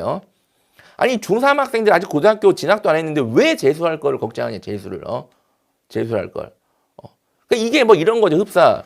결혼을 앞둔 이 신부가 있는데 막 엄청나게 결혼과 관련된 정보를 막 이렇게 습득해요. 막 이렇게 뭐 웨딩 드레스는 어디서 하고 뭐 촬영은 어디서 하고 뭐 혼수는 어디서 하고 이런 거는 당연히 필요한 정보란 말이에요. 그런데 이제 정보를 얻다 보니까 이제 내가 이혼을 하게 되면 어떻게 되지? 뭐 이런 정보까지 얻게 되는 거예요. 예. 그게 너무 과도하다 지금 제가 볼 때는 이게. 내신 5등급제는요. 내신 5등급제는 중3은 안 중요하죠. 왜냐면 졸업할 때까지는 9등급제니까. 선생님 재수하면 그렇게 자꾸 그 다음에 중2는 중요하죠. 중요한데 일단 당장 중요하지 않습니다. 당장 중요하진 않아요. 이렇게 된다 하더라도 일단은 고등학교 가서 이제 고민하시고 수능 40%가 유지되냐. 저는 이게 제일 중요하다고 봐요. 지금 중3, 중1 아니 중2, 중1 심지어 중3도 중요합니다. 이 수능 40%가 유지되냐 안 되냐 이게. 자, 우선은 지금 고등학교 2학년까지는 수능 40%예요. 주요 대학 기준으로 주요 40%입니다. 물론 이제 주요 대학의 기준은 전 잘 모르겠는데 어쨌든 주요 대학은 이제 학년이 낮을수록 몇 개 없습니다. 40%가 확정이 돼 있고 15개 대학, 인서울대학 기준으로 이름 들어본 대학 기준으로 그다음에 지금 대입 개편 시한 기준으로는 중2도 40%로 주요 대학은 유지하겠다는 얘기예요. 시안 기준으로 확정은 아닙니다. 근데 이게 중요한 거예요. 이게 확정이 되냐 안 되냐. 만약에 대입 개편 시한대로 중2도 40%로 간다. 그러면 당연히 중3, 고1도 40%예요. 40%입니다. 그런데 만약에 수능을 이제 절대평가하겠다. 내가 좀 들어보니까 만약에 진짜 다음 주나 아니면 이번 주에 갑자기 저희가 생각해봤는데 고교학점제에서는 역시 수능 절대평가가 맞아요. 그래서 수능 절대평가 할게요. 그럼 수능 절대평가하면 이제 수능 비중도 어떻게 될지 이제 알려줄 텐데 아마 안 알려줄 것 같기도 한데 어쨌든 수능 절대평가를 하게 되면 수능 비중은 이제 줄어들 수밖에 없어요. 왜냐하면 수능으로 선발이 안 돼요. 주요 대학은. 이렇게 돼버리면. 그러니까 수능은 사실상 없어지는 거예요. 그러면 중2부터 수능 절대평가하겠습니다. 그러면 중2가 수능이 없어지는 거니까 사실상. 그러면 중3까지 깔끔하게 40% 갔다가 한 번에 없앨 리가 없죠. 그러면 중3, 고1도 줄어드는 거예요. 그렇죠? 그러니까 지금 중3도 대입 개편안이 되게 중요합니다. 줄어드냐, 이게 수능이 절대평가되냐, 아니면 40% 유지하냐, 안 유지하냐, 이게 중요해요. 만약에 지금 문제가 지금 중3 학생들은 고2 원서를 썼다는 거예요. 그렇죠? 고위 원서를 썼잖아요. 그래서 우리 애가 뭐 대치동에 있는 일반고나 아니면 흔히 갑반고 아니면 흔히 뭐 전사고 이런 데를 보냈어. 원서를 써놨단 말이야. 그럼 그런 학교들은 일반적으로 수능으로 대입을 치를 가능성이 높거든요. 그런데 갑자기 다음 주에 수능 절대평가 할게요. 그래서 수능 비중을 줄일게요. 그러면 어떻게 돼요? 망하는 거예요. 시작과 함께. 수능 비중이 나 수능으로 가야 될 것 같은데 수능 비중이 줄어들잖아요. 그죠? 그래도 저는 상식적으로 그래도 고위 원서 쓰기 전에 뭔가 확정을 해주지 않을까라고 제 상식으로는 생각을 했는데 안 했어요. 그래서 깜짝 발표가 어떻게 될지 모른다. 중3 어머님들도 기대를 하셔야 된다. 선생님, 그러면 만약에 40%로 유지가 되면 계속 그렇게 되는가요? 그걸 또 모르겠어요. 일단은 중2가 대입 개편 시한대로 40% 간다 그러면 주요 대학이 중1도 40%될 가능성이 높죠. 중2가 40%인데 중1에서 수능 절대평가를 한다 그러면 이건 완벽하게 그렇죠. 예. 체면 구기는 행위니까 교육부에서. 그런데 초6, 초5부터는 다시 또 불투명해집니다. 왜냐하면 아까 말씀드렸죠. 고교학점제에서는 절대평가가 내신이든 수능이든 불가피해요. 사실상 이걸 운영을 하려면. 그러니까 또다시 논의를 해야 돼요. 또다시. 그래서 40%가 유지되냐 안 유지되냐가 당장 중2, 중3 어머님들 고등학교 결정에 영향을 직접적으로 주기 때문에 일단 중요한 건 이거예요. 일단 40% 가냐 안 가냐. 그리고 그 다음에 또 중요한 게 정시에서 수능 선발 형태입니다. 40% 되면 그러면 괜찮습니까? 아니요. 또 생각해 볼 게 있어요. 수능 100으로 가냐 수능에서 뭘 썩냐 이겁니다. 지금 우리 대입은 거의 10년 가까이 대입 간소화 정책을 유지해 왔습니다. 대입 간소화 정책. 그게 뭐냐면 수능으로 갈 애들은 수능 성적만 갖고 와. 그다음에 교과 전형 쓸 애들은 그냥 이렇게 내신 성적 주로 갖고 와. 그러니까 이게 대입 간소화 정책이에요. 종합 전형은 야 간소화랑 종합은 안 맞는데 어쨌든 그래도 구색은 갖춰야 되니까 수능 체제는 안 봐줄게. 그러니까 대부분 손체제가 없거든요. 종합 전형은. 그러니까 이런 이유가 대입 간소화 정책에 의해서 그런 겁니다. 그러니까 당연히 지금 고2까지는 수능 40%에 대부분의 대학이 수능 100%예요. 대부분의 대학이 수능 100. 즉 지금 고2까지는 수능만 잘 치면 대학 가는데 전혀 문제가 안 생깁니다. 웬만한 대학은 다. 근데 문제는 중2예요. 중2가 수능 100이냐 대입 간소화가 유지될 거냐 이게 또 우리가 생각해 볼 문제거든요. 근데 이따가 알려드리겠지만 지금 중2는 고교학점제에서는 수능 100 또 그러니까 수능 40%도 사실은 맞지 않으나 심지어 수능 100이다 이건 더 맞지 않거든요. 근데 수능 40%를 유지하고 수능 100으로 간다? 이렇게 돼버리면 고교학점제가 완벽하게 실패하는 겁니다. 고교학점제만 실패하는 게 아니라 공교육이 붕괴되는 거예요. 교육부가 공교육을 포기하는 형태입니다. 그래서 수능 100이 될 가능성은 제가 봤을 때는 물론 제 상식을 자꾸 이렇게 벗어나긴 하는데 설마 예. 이건 약간 법칙과 같은 거니까 우주의 법칙 같은 거니까 수능 40% 그러니까 수능 100으로 갈 가능성은 매우 낮습니다. 없다고 봐야죠. 설마 네. 이거 감당 어떻게 하려고? 이건 역사의 죄를 짓는 거거든요. 이렇게 해버리면 아니면 고교학점제를 폐기하든가. 그러니까 수능에서 뭔가 섞을 가능성이 높아요. 그런데 제가 아까 말씀드렸듯이 이게 대입 정책이 단계적으로 이루어집니다. 그래서 만약에 중2가 수능 100이 아니라 수능에서 뭘 섞을 예정이라면 중3, 고1에서 벌써 조짐이 있어야 돼요. 그런데 조짐이 있어요. 제가 아까 대부분 수능 100으로 간다고 했는데 사실은 서울대는 지금 수능 100이 아니에요. 근데 뭐 서울대 정시로 가는 애들은 아주 극소수니까 패스하고. 그 다음에 지금 2학년부터 내년 대입부터 고려대가 추가적으로 수능 100이 아닌 정시 전형이 생깁니다. 근데 그게 약 400명 정도밖에 안 되기 때문에 1000명 정도는 여전히 수능 100으로 뽑거든요. 그러니까 제가 2학년까지는 그냥 수능만 잘 치면 문제가 안 생긴다는 거야. 지금 2학년까지는. 그런데 1학년이 되잖아요. 그러면 이제 연세대도 수능 100이 아닌 전형이 생기든가 아니면 다 수능 100이 아니든가 어쨌든 발표를 할 예정이에요. 연대가 일단은 우리 수능 100이 아니요라고 발표를 해놨어요. 그러면 1학년부터 지금 서영고가 상징적으로 수능 100이 아닌 상태가 되는 거잖아요. 그죠? 그러면 서영고가 수능 100이 아니고 나머지 대학이 수능 100이면 우리나라는 수능 100이 아닌 거예요. 우리나라 대입은. 특히 저학년일수록. 그러면 당연히 중3은 더 수능 100이 아닌 상태고 하고 중2는 이제 고교학점제 시행되면서 수능에서 뭔가를 섞는 겁니다. 그러면 간단한 문제가 아니죠. 아, 선생님 40%예요. 다행히. 올해 갑반고 갔어요. 흔히 말하는 이제 공부를 엄청나게 잘하는 애들이 그냥 일반고 가서 수능으로 갈 건데 아, 당연히 40% 다행히 유지했어요. 그런데 수능 100이 아니다. 그러면 복잡합니다, 이제. 어차피 내신은 망하는 거예요. 하지만 내신을 그 망한 내신을 반영한대요. 어떻게 반영하겠다는 건지는 잘 몰라요. 그리고 이제 내신 5등급제에 대해서 좀 설명을 드릴 텐데 이 내신 5등급제가 9등급제에서 5등급으로 바꿔서 내신 경쟁이 완화됐다 이런 표현을 쓰는데 그러니까 저는 이걸 미친 표현이라고 이렇게 생각합니다. 이거는 전 제정신이 아닌 표현이라고 생각해요. 두 가지인 것 같아요. 지금 그러니까 고등학교 현실을 1도 모르거나 아니면 아는데 그냥 왜곡해서 얘기하는 거야. 어떻게 둘 다 말도 안 되는 거야. 그렇죠? 네. 9등급제에서 5등급이 바뀌어서 내신 경쟁이 완화됐다. 이거는 제가 봤을 때 진짜 이상한 표현입니다. 이따가 이제 바로 말씀드릴 거고. 우선은 지금 내신 5등급제에서 가장 본질적인 내용은 9등급에서 5등급이 바뀌었냐가 아니라 여전히 상대평가로 간다는 거예요. 이게 본질적인 거예요. 상대평가는 바뀌지 않는구나. 그게 9등급이든 5등급이든 22등급이든 뭐 7등급이든 뭐든. 근데 제가 이제 더 놀랬던 거는 이 5등급제를 적용하는 범위가 공통 과목만 하는 게 아니라 선택 과목을 넘어서 전문 교과까지 하겠다는 얘기예요.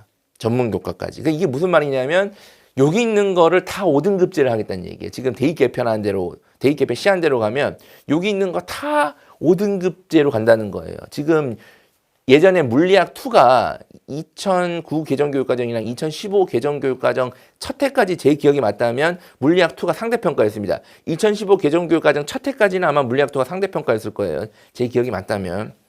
기억이 잘 안 맞을 수 있습니다. 네. 그렇게 중요한 건 아니니까. 근데 그때는 물리학 2가 9등급제니까 고등학교 2학년 겨울방학 때 물리학 2를 엄청나게 했거든요, 아이들이. 근데 학원도 없고 막 고통을 많이 받았단 말이에요. 근데 지금은 절대평가니까 아무도 안 해요. 지금 대치동 가도 물리학 2 수업 없어요. 물리학 2 수업이 없어가지고 지금 초등학생들, 중학생들 대상으로 그 물리학 2 수업을 하면서 가스라이팅을 한단 말이에요. 네. 그래서 이 물리학 2를 역학과 에너지랑 전자기하 빛 2개로 쪼갠 다음에 이걸 5등급제가 있다는 거예요. 그 5등급제로 바뀌고 과목을 2개로 쪼갰다는 거예요. 그러면 자, 이제 물리학 2가 2개로 쪼개졌어. 근데 5등급제야. 그럼 어떻게 하실래요? 학원 갑니까? 안 갑니까? 보내요, 안 보내요? 야,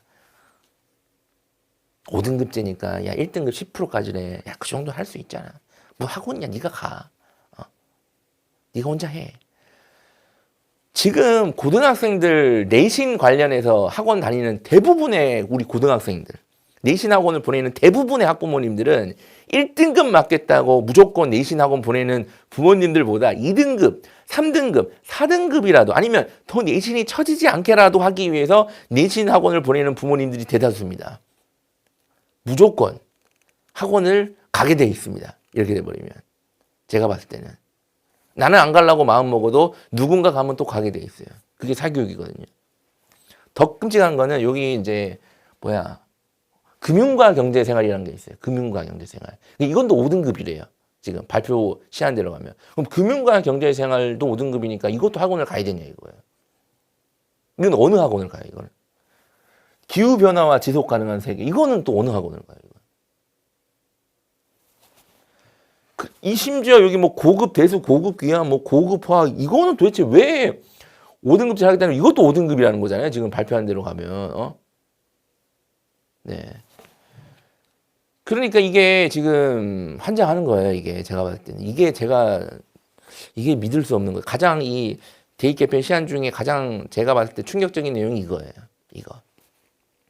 그래서 지금 상당수 교육감들도 이거에 대해서 비판을 지금 하고 있는 거잖아요. 그죠?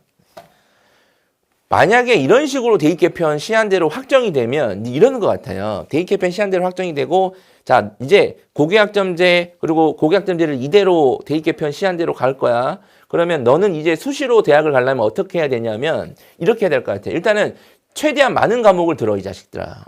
많이 들어. 조금 들 생각하지 마. 이렇게 많이 차려놨잖아. 많이 먹어. 많이 들어. 야 근데 이왕 듣는 거 진로 관련된 과목도 추가해줘. 진로가 없어? 만들어. 못 만들겠어? 그 네 사정이야. 몰라? 그러면 그냥 의사해. 만들어. 그 다음에 학업 역량을 보여줄 수 있는 과목도 들어야 돼. 여기 미적분, 투, 기하 이런 거 들어야 돼. 너 인문기해야 그래도 들어. 그 최대한 많이 꽉꽉 눌러 담아. 근데 들으면 되는 게 아니라 당연히 몇 등급 맞아야 돼. 좋은 대학 가려면. 1등급이야 5등급제니까 당연히 1등급 맞아야 돼. 그런데 여기까지만 해도 숨이 막히는데 자 과목이 늘어나잖아요. 그러면 여기 써놨죠? 수행평가가 늘어납니다. 수행평가가 늘어나요. 내가 듣는 과목이 2배로 늘어나면 수행평가는 3배로 늘어나는 겁니다. 부담이. 이거 어떡할 거예요? 이게 제일 끔찍한 일이에요. 지금 수행평가 뭐 취지는 이해하나. 이거 지금 학부모들 학생들 가장 이거 고통받게 하는 거거든요. 이 수행평가 이거 지금. 이거 어떡합니까? 그리고 수행평가 과목이 늘어난다는 거는 당연히 비교과 활동도 관련해서 같이 늘어날 거고 그리고 수능 체제도 확대한다잖아요 지금. 그리고 면접도 확대한다잖아요. 그러니까 이거 다 해가지고 대학 오라는 얘기예요 지금 수시에서. 이거. 물론 제가 부모님들 말씀드리는 게 항상 이런 혼란기가 꼭 나쁜 게 아니에요. 부모님들. 이런 상황에서 대입이 안정적이면 우리 아이가 바뀌는 거 말고는 다른 변화 포인트가 없거든요. 그렇죠? 그런데 이 대입이 이렇게 혼란스러우면 학업 역량이 있는 애들도 떨어져 나간단 말이에요. 이런 속에서 뭔가 역전의 기회를 얻을 수도 있습니다. 그래서 좀 최대한 긍정적으로 생각을 해보시는 것도 좋아요. 네. 그리고 제가 아까 그 9등급제에서 5등급으로 가면 뭐 내신이 완화된다 이렇게 했는데 제가 내신이 완화되는지 제가 한번 이제 시뮬레이션을 돌려봤어요. 내신이 완화됩니까, 선생님?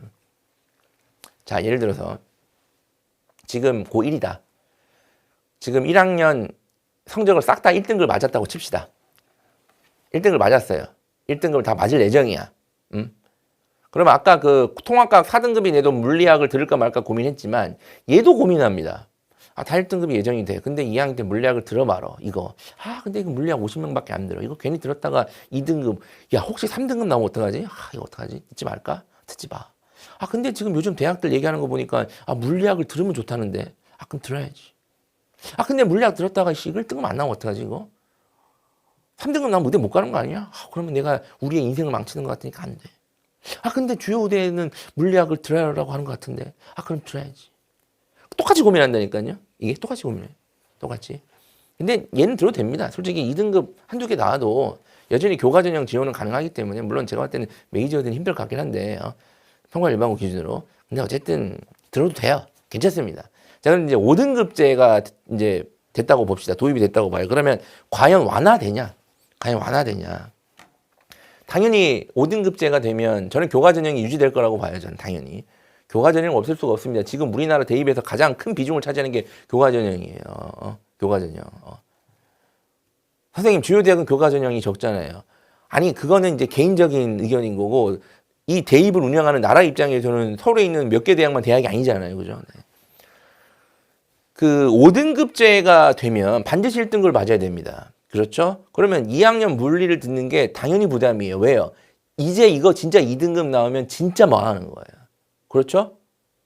그러니까 부담은 변하지 않아요. 오히려 더 커질 것 같기도 해요. 제가 봤을 때는. 야, 한 번만 나오면 이제 망하는 거야. 한 번만 나와도 못 가. 야, 이거. 그러니까 본질은 제가 상대평가라고 그랬잖아요. 그러니까 상대평가가 유지되는 이상 고통은 유지되는 거예요. 똑같아요. 똑같습니다. 그러니까 이게 완화됐다라고 표현하는 게 이해가 안 된대요. 지금 이게 10% 아니 어머님들 4%인데 10%면 완전 아, 이것도 못 맞추면 어떡합니까? 완전 완화된 겁니다. 이게 완전 뭔가 제정신이 아닌 표현이에요. 이게. 10%잖아요. 10%. 우리가 10%를 왜 이렇게 당연하게 생각하는지 모르겠어요. 10%. 상위 10%. 내 얼굴이 우리나라에서 상위 10%. 내 연봉이 우리나라에서 상위 10%. 그래서 이제 좀 내구도의 문제를 전하는 것 같다. 제가 봤을 때는 내구도의 문제를 전하는 거예요. 이제는. 그래서 이제 대입 개편 시한대로 만약에 이제 대입 개편이 이루어지면 제가 봤을 때는 그 대입 간소화 정책에 대한 얘기도 반드시 해줘야 되는데 교육부에서 그걸 얘기 안 할 것 같아요. 대입 간소화 정책이 깨질 가능성이 이미 깨졌어요. 사실상 이미 깨졌다고 보시는 게 맞습니다. 지금 2학년 고등학교 2학년부터는. 그러면 수능만 대입 간소화 정책이 깨지는 게 아니라 수시에서도 대입 간소화 정책이 깨지는 거예요. 그러면 영재고 과고 가는 학생들은 갑니다. 영과고가 이럴 때 가야 돼요. 이럴 때일수록. 혼란스러울 때 가면 좋은 학교들이에요.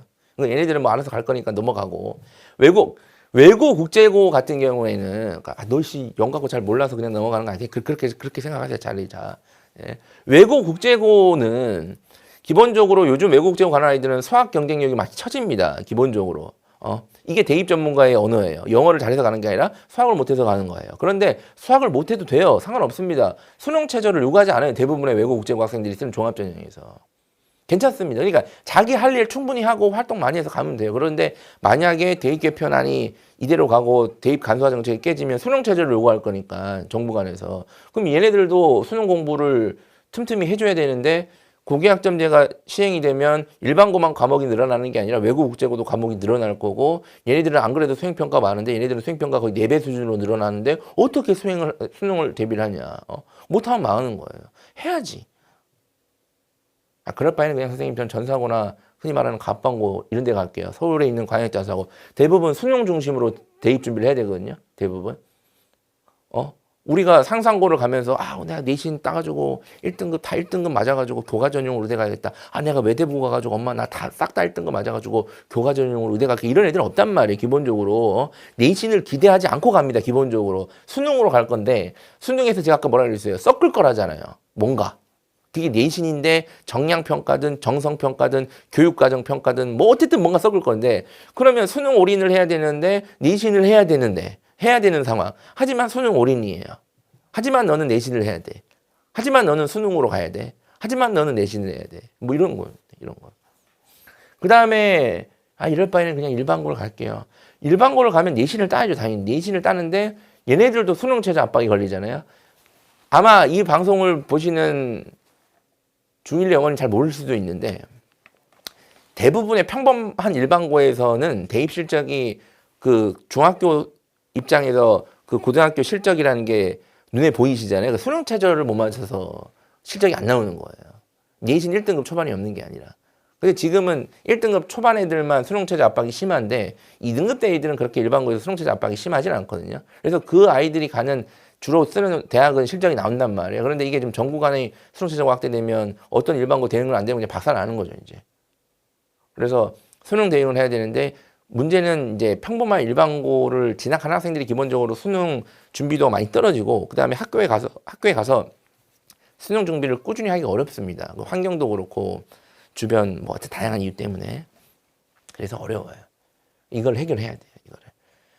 그러니까 어느 학교를 가야 유리하냐? 이건 모르겠고 자 내가 어디를 가서 이 내구도를 버틸 것인가? 그러니까 이런 문제로 전환하지 않을까? 유형보다는 어딜 가서 버티는 게 조금 더 나을까? 내가 내신을 챙기고 수능을 버틸까? 아니면 수능은 어느 정도 준비가 되는데 내신을 버티는 쪽으로 갈까? 이게 이런 식으로 내가 활동을 버틸까? 뭐 이런 식으로. 근데 특목자사고가 유리한지는 잘 모르겠어요. 제가 볼 때는 이대로 가면 그리고 특목자사고가 안 유리합니다. 결론부터 말씀드리면 특목자사고가 아니 특목자사고가 확실히 유리하면 다 특목자사고 가려고 할 거 아니에요. 근데 요즘에 일반고 많이 간단 말이에요. 확실히 유리하면 거기 가려고 하겠지. 근데 특목 자사고가 유리해 보이죠. 왜냐하면 실적이 좀 더 많으니까. 근데 실적이 많은 건 학교 탓이 아니라 거기 진학을 하는 그 고등학교에 가는 아이들이 기본적으로 학업 역량이 뛰어난 아이들이 가니까 그 실적이 나오는 겁니다. 계속 말씀드리는 거고. 대부분의 학원 가서 특목 자사고 유리하다고 그렇게 기회 못 받기도록 들을 텐데 그거는 걔네들이 그냥 정해놓고 얘기하는 거예요. 그냥. 그러면 일반고 갑니까? 일반고가 딱 유리한지도 모르겠어요. 솔직히. 그럼 뭐 어떻게 하라고요? 그러니까 알아서 잘. 네. 내가 이런 얘기를 들으려고 지금 네 설명회를 들은 게 아니야. 근데 어쩔 수가 없습니다, 지금. 그 다음에 제가 마지막으로 우리 오링, 이 라이브 방송 시청하시는 분들을 위해서 제가 하나만 좀 설명을 좀 더 추가적으로 드릴게요, 제가 보니까 요즘 대입 과정에서 발생하는 대부분의 문제는 진로랑 진학을 섞어서 나타나는 문제입니다. 진로랑 진학을 섞어요. 이게 나타나는 거예요. 섞어서 나타나는 문제입니다.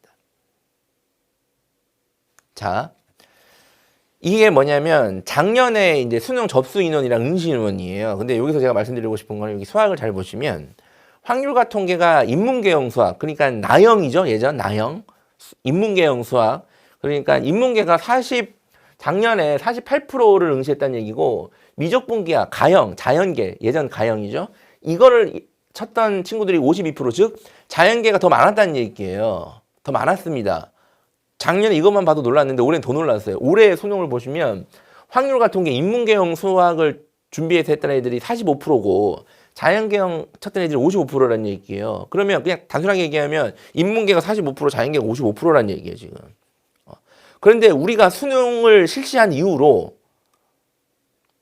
제가 2000년대까지는 확인 안 해봤는데 어쨌든 2010년 이후로는 항상 인문계형 수학을 치는 학생들이 65% 됐습니다. 평균적으로. 항상. 그리고 아마 어머님들 세대 때도 인문계가 더 많았을걸요, 아마. 그런데 갑자기 최근 몇 년 사이에 자연계가 이렇게 늘어난 거예요. 이게. 왜 이러냐, 이거. 이거 왜 이러냐. 왜? 이게 이제 진로랑 진학을 섞어서 나타나는 문제라고 대표적으로 봅니다. 그래서 제가 분석한 결과를 말씀드리면 인문계열 아이들이 자연계열을 간 거예요. 인문계열 아이들이. 인문계 성향인데 자연계열을 가가지고 고통을 받은 거예요. 물론 이게 사람을 인문계, 자연계 이렇게 딱 두 개로 나눌 수가 없죠. 당연히. 두 개로 나누는 건 말이 안 됩니다. 말이 안 돼요. 그리고 사실은 제가 학생들 봐도 물론 순수 인문계 성향, 순수 자연계 성향도 있지만 자연계지만 인문계 성향이 있는 애들도 있고 인문계지만 자연계 성향이 있는 애들도 있고 기가 막히게 중간 정도의 성향이 있는 애들이 있어요. 얘네들이 보통 예체능도 많더라고요. 중간에 있는 애들은 예체능적인 성향도 띕니다. 그러니까 이걸 다 아주 세분하게 나눌 수 있는데 문제는 대입이 두 개밖에 없다는 거예요. 문과, 이과 이렇게. 그래가지고 지금 중학생 어머님들 제가 말씀드리는 게 부모님들 이 방송을 보시는 중학생 그 자연계열로 자연계열로 너가 진로를 정해야 된다라고 계속 얘기하시는 부모님이 많을 겁니다 아마. 야 인문계 가면 망해. 인문계 가면 다 굶어 죽는데. 그러니까 자연계를 가야 돼. 근데 엄마 아빠가 다 인문계야. 그럼 걔 인문계거든요. 확률적으로 매우 높은 확률로. 야 그러니까 엄마 아빠 이렇게 사는 거 안 보여? 그러니까 넌 자연계 가야지. 그러니까 이게 제가 말씀드리는 게 인문계를 가면 실제로 인생이 망하고 취업이 안 되는지 제가 그거는 답변을 드릴 수가 없습니다. 자연계를 가면 인생이 성공하니 그것도 답변을 드릴 수 없어요. 몰라요. 왜냐하면 인생의 성공과 취업은 제가 봤을 때는 계열이 결정하는 거 아니라고 보거든요. 저는. 그리고 아마 살아보셔서 아시잖아요. 살아보셔서. 인생의 성공과 그런 것들이 과연 계열이 다 결정하는 거냐.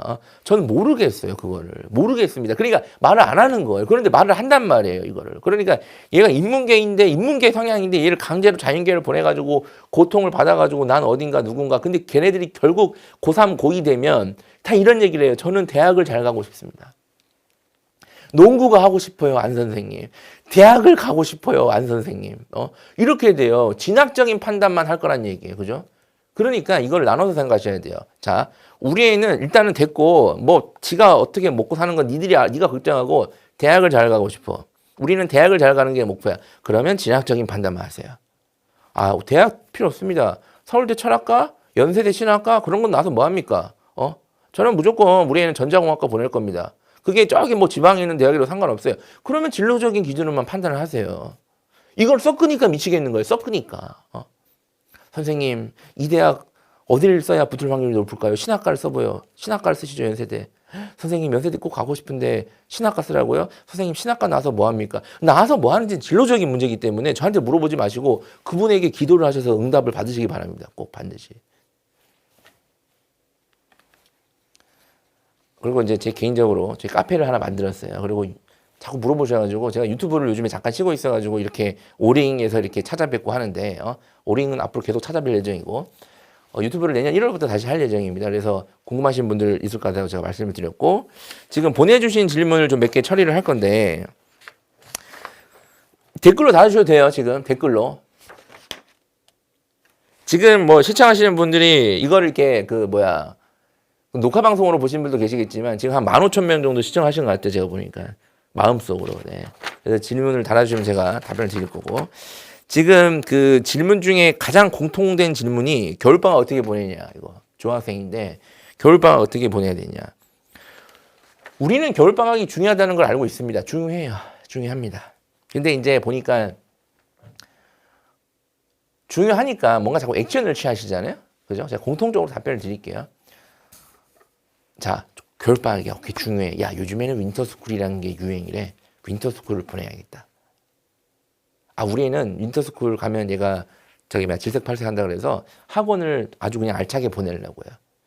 자, 대부분 이렇게 접근을 해요. 겨울방학을 알차게 되게 중요하게 보내야 된다라고 생각을 합니다. 그런데 이게 생각의 이 형태가 어느 학원을 어느 만큼 수업을 듣고 누구 수업을 듣고 막 이런 식의 고민으로 나타나거든요. 그러니까 저는 이게 잘못됐다고 생각합니다. 잘못됐다고 생각해요. 지금 고등학교 2학년 어머님들 혹시 이 방송을 안 듣고 계시겠지만 혹시 우리 애가 막내가 중2고 우리 애가 지금 고2라 가지고 큰 애가 이것 때문에 어쩔 수 없이 듣고 대입의 어떤 한 역사의 증인이 되실 것 같은데 고2 어머님들 고3 올라가는 게 중요하다고 알고 계세요. 근데 이제 또 학원을 어떻게 보내고 바꿔요. 근데 그거 이미 중학교 때부터 해왔잖아요.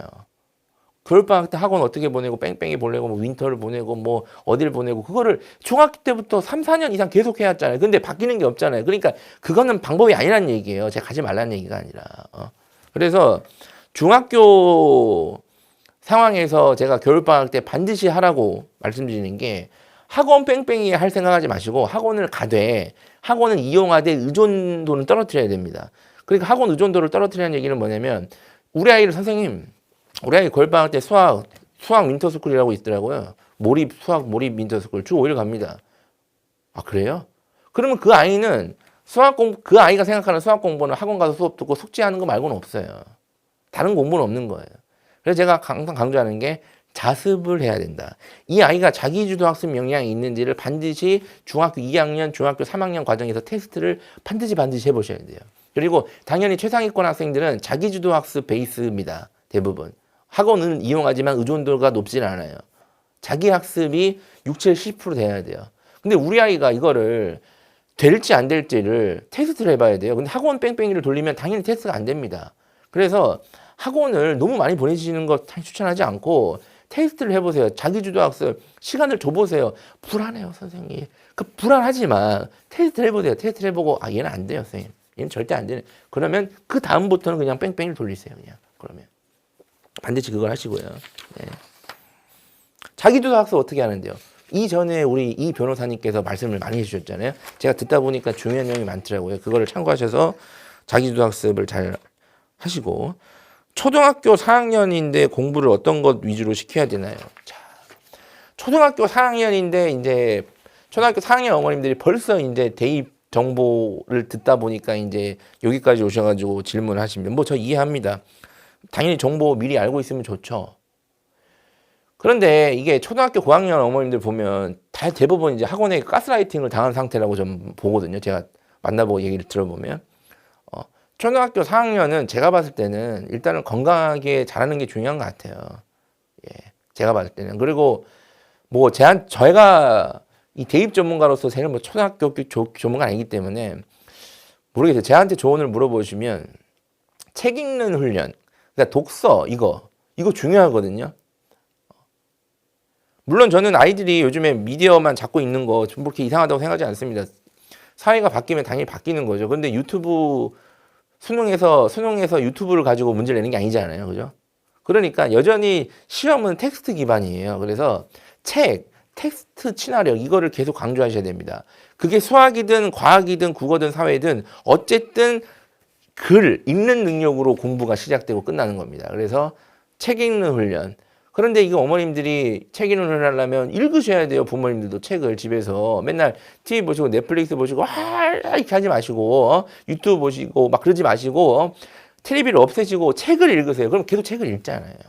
선생님 그게 안 되니까 책 읽는 학원을 보내요. 자꾸 이렇게 학원도 이렇게 돼버리면 학원을 보내다 보면 이제 뭐 어느 학원까지 보내야 될까요? 네.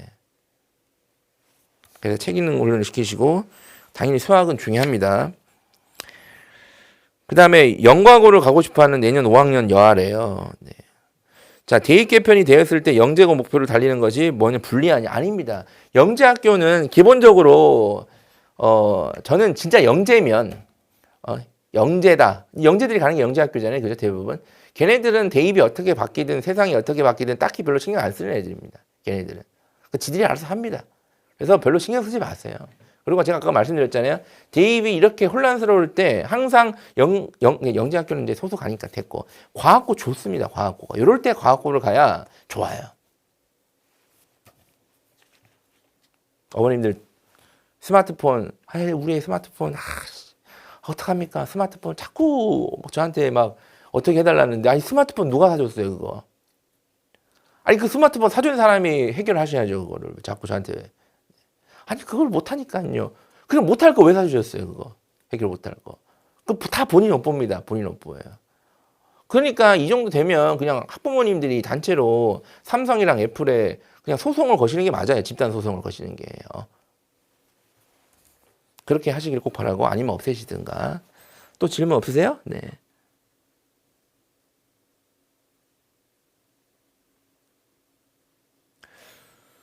수학 최상위권 유지하면서 홍공을 몇 학년 과정까지 가능할까요? 저는 계속 가능하다고 봐요. 근데 아까도 말씀드렸죠. 학원 의존도만 가지고 공부해서도 안 되지만 학원을 이용을 안 하는 것도 제가 봤을 때 힘들어요.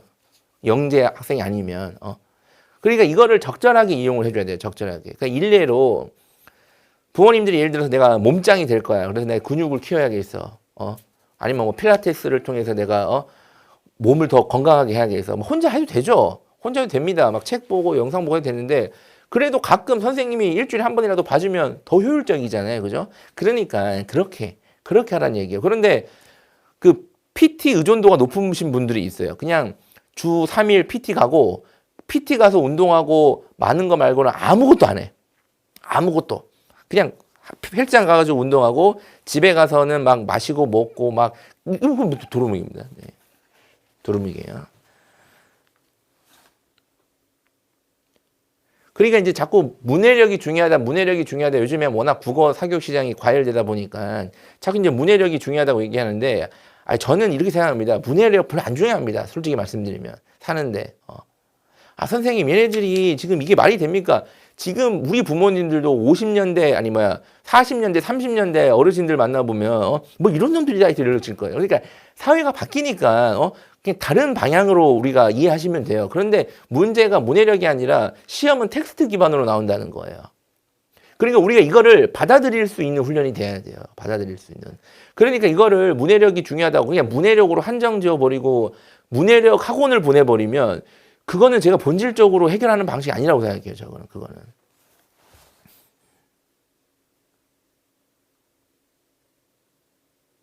그래서 가장 좋은 거는 자습 기반의 학원을 이렇게 같이 이렇게 섞는 겁니다. 자, 그래서 뭐 지금 질문이 다들 많이 하셨는데 제가 다 한 번에 해결을 해드렸고요. 그 영어 공부도 당연히 중2, 중3 때는 좀 하시고 그 고등학교 올라가면 영어 공부할 시간이 없습니다. 실제로 이제 가보세요. 그래서 지금 혹시 중2, 중3 어머님들은 영어에 대한 기초적인 공부는 좀 하시고 이왕 하시는 거 오링이랑 같이 문법 공부를 좀 하시고 문법 학원 보내면 또 과하게 공부할 수 있습니다. 적절하게 하시는 게 좋고, 그리고 이 영상을 그 녹화 방송으로 또 보시는 분들이 많을 텐데 제가 봤을 때는 일주일 내로 대입 개편안이 확정이 되는 설마 22일 날 니네들 22일 날 하면 진짜 자 어쨌든 이런 데서 이런 얘기 하면 안 되죠. 어쨌든 20일 날 하면 안 된다는 얘기를 제가 꼭 드렸고, 그 대입 개편안이 또 정말 또 상상하지 못할 정도로 창의적으로 이루어지면 제가 또 여기 오든가 아니면 제가 뭐 다른 방법으로 해서 다시 또 안내를 드릴 거니까 우선 너무 이렇게 당황하지 마시고, 대입이 바뀌면 나만 불리한 게 아니에요. 나만 혼란스러운 게 아닙니다. 다 혼란스러운 거잖아요. 그렇죠? 나만 혼란스럽고 다 안정적이면 내가 불리한 건데 다 혼란스럽다? 이건 기회입니다. 이 긍정적으로 생각하세요. 기회다. 아예 이왕 이렇게 된 거 더 카오스로 가버려라 대입. 이렇게 긍정적으로 생각하시고 겨울방을 알차게 잘 보내시는 2023년 겨울 되시고, 미리 새해 인사도 드리겠습니다. 새해 복 많이 받으시고 다음에 또 좋은 내용으로 찾아뵙도록 하겠습니다. 감사합니다.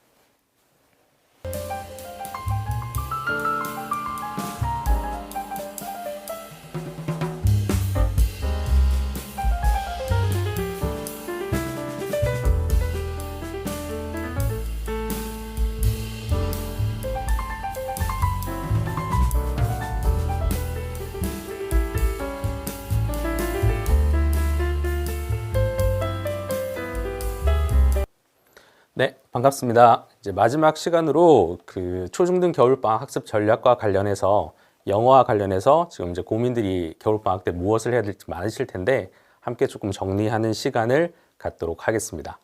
자, 저는 홍인혁이고요. 일단 그 입시 영어와 관련해서 지금 다양하게 지금 정보를 전달해드리고 프로그램을 지금 만들고 있는 상황입니다. 자, 먼저 초등 영어와 중등 영어의 차이점 먼저 설명을 잠깐 드리고 이제 겨울방학 때 어떤 식으로 공부를 해야 될지 말씀을 드릴 텐데요. 자, 먼저 초등 영어와 중등 영어의 차이점은 대부분 어머님들이 잘 알고 계실 거예요. 보통 어학 영어와 그다음에 입시 영어로 나뉘게 되는데, 보통 초등 때 우리가 이제 어학 위주로 영어 공부를 많이 했다라면 중등 이상에서는 입시의 영역으로 넘어가게 됩니다. 그래서 어학은 주로 언어의 습득으로서의 과정이 되게 크고요. 그리고 흥미와 재미 위주의 수업들이 진행되게 됩니다. 그리고 언어에 대한 감각을 끌어올리는 위주로 또 진행이 되고요. 그리고 extensive reading이라 그래서 흔히 아이들이 좋아하는 어떤 영어 소설이라든지 조금 광범위하고 폭넓게 책 한 권 정도를 다 읽는 과정이라고 보시면 됩니다. 자, 그런데 입시 영어로 넘어가게 되면 이런 습득의 과정이 철저하게 어떤 해당 지식이나 학문에 대한 학습의 과정으로 바뀌게 되고요. 그리고 흥미나 재미가 주가 되던 부분들이 끊임없이 평가를 하고 이제 결과를 도출하는 과정으로 넘어가게 됩니다. 그리고 감각적인 부분에서 어떤 근거를 가지고 문제에 접근을 하게 되고 그 근거를 바탕으로 답을 도출하게 됩니다. 그리고 인텐시브 리딩이라 그래서 광범위하게 책을 읽기보다는 한 패러그래프를 놔두고 그런 부분들을 분석하고 거기에 대한 주제를 정확하게 찾아내서 정확하게 문제에서 요구하는 답을 도출하는 과정으로 넘어가게 됩니다. 조금 쉽게 말씀드리면 그냥 어학의 과정은 저희가 이제 그 초등학교 때 아이들 뭐 축구 교실 보내는 거라고 생각을 하시면 돼요. 저도 이제 아들이 둘이라서 축구 교실에 보내보면 그냥 뛰어놀아요. 재밌게 뛰어놀고 그냥 규칙도 모르고 뭐 손으로 잡아서 들고 뛰어도 재밌어 해요. 그냥 까리르 까리르고 넘어가요. 근데 그런 아이가 실제로 축구 경기, 쉽게 해서 뭐 국가대표 경기에 들어갔다라고 가정을 해보시면 됩니다. 엄연한 축구 경기에 대한 규칙이 존재를 하고요. 그리고 심판도 있고요.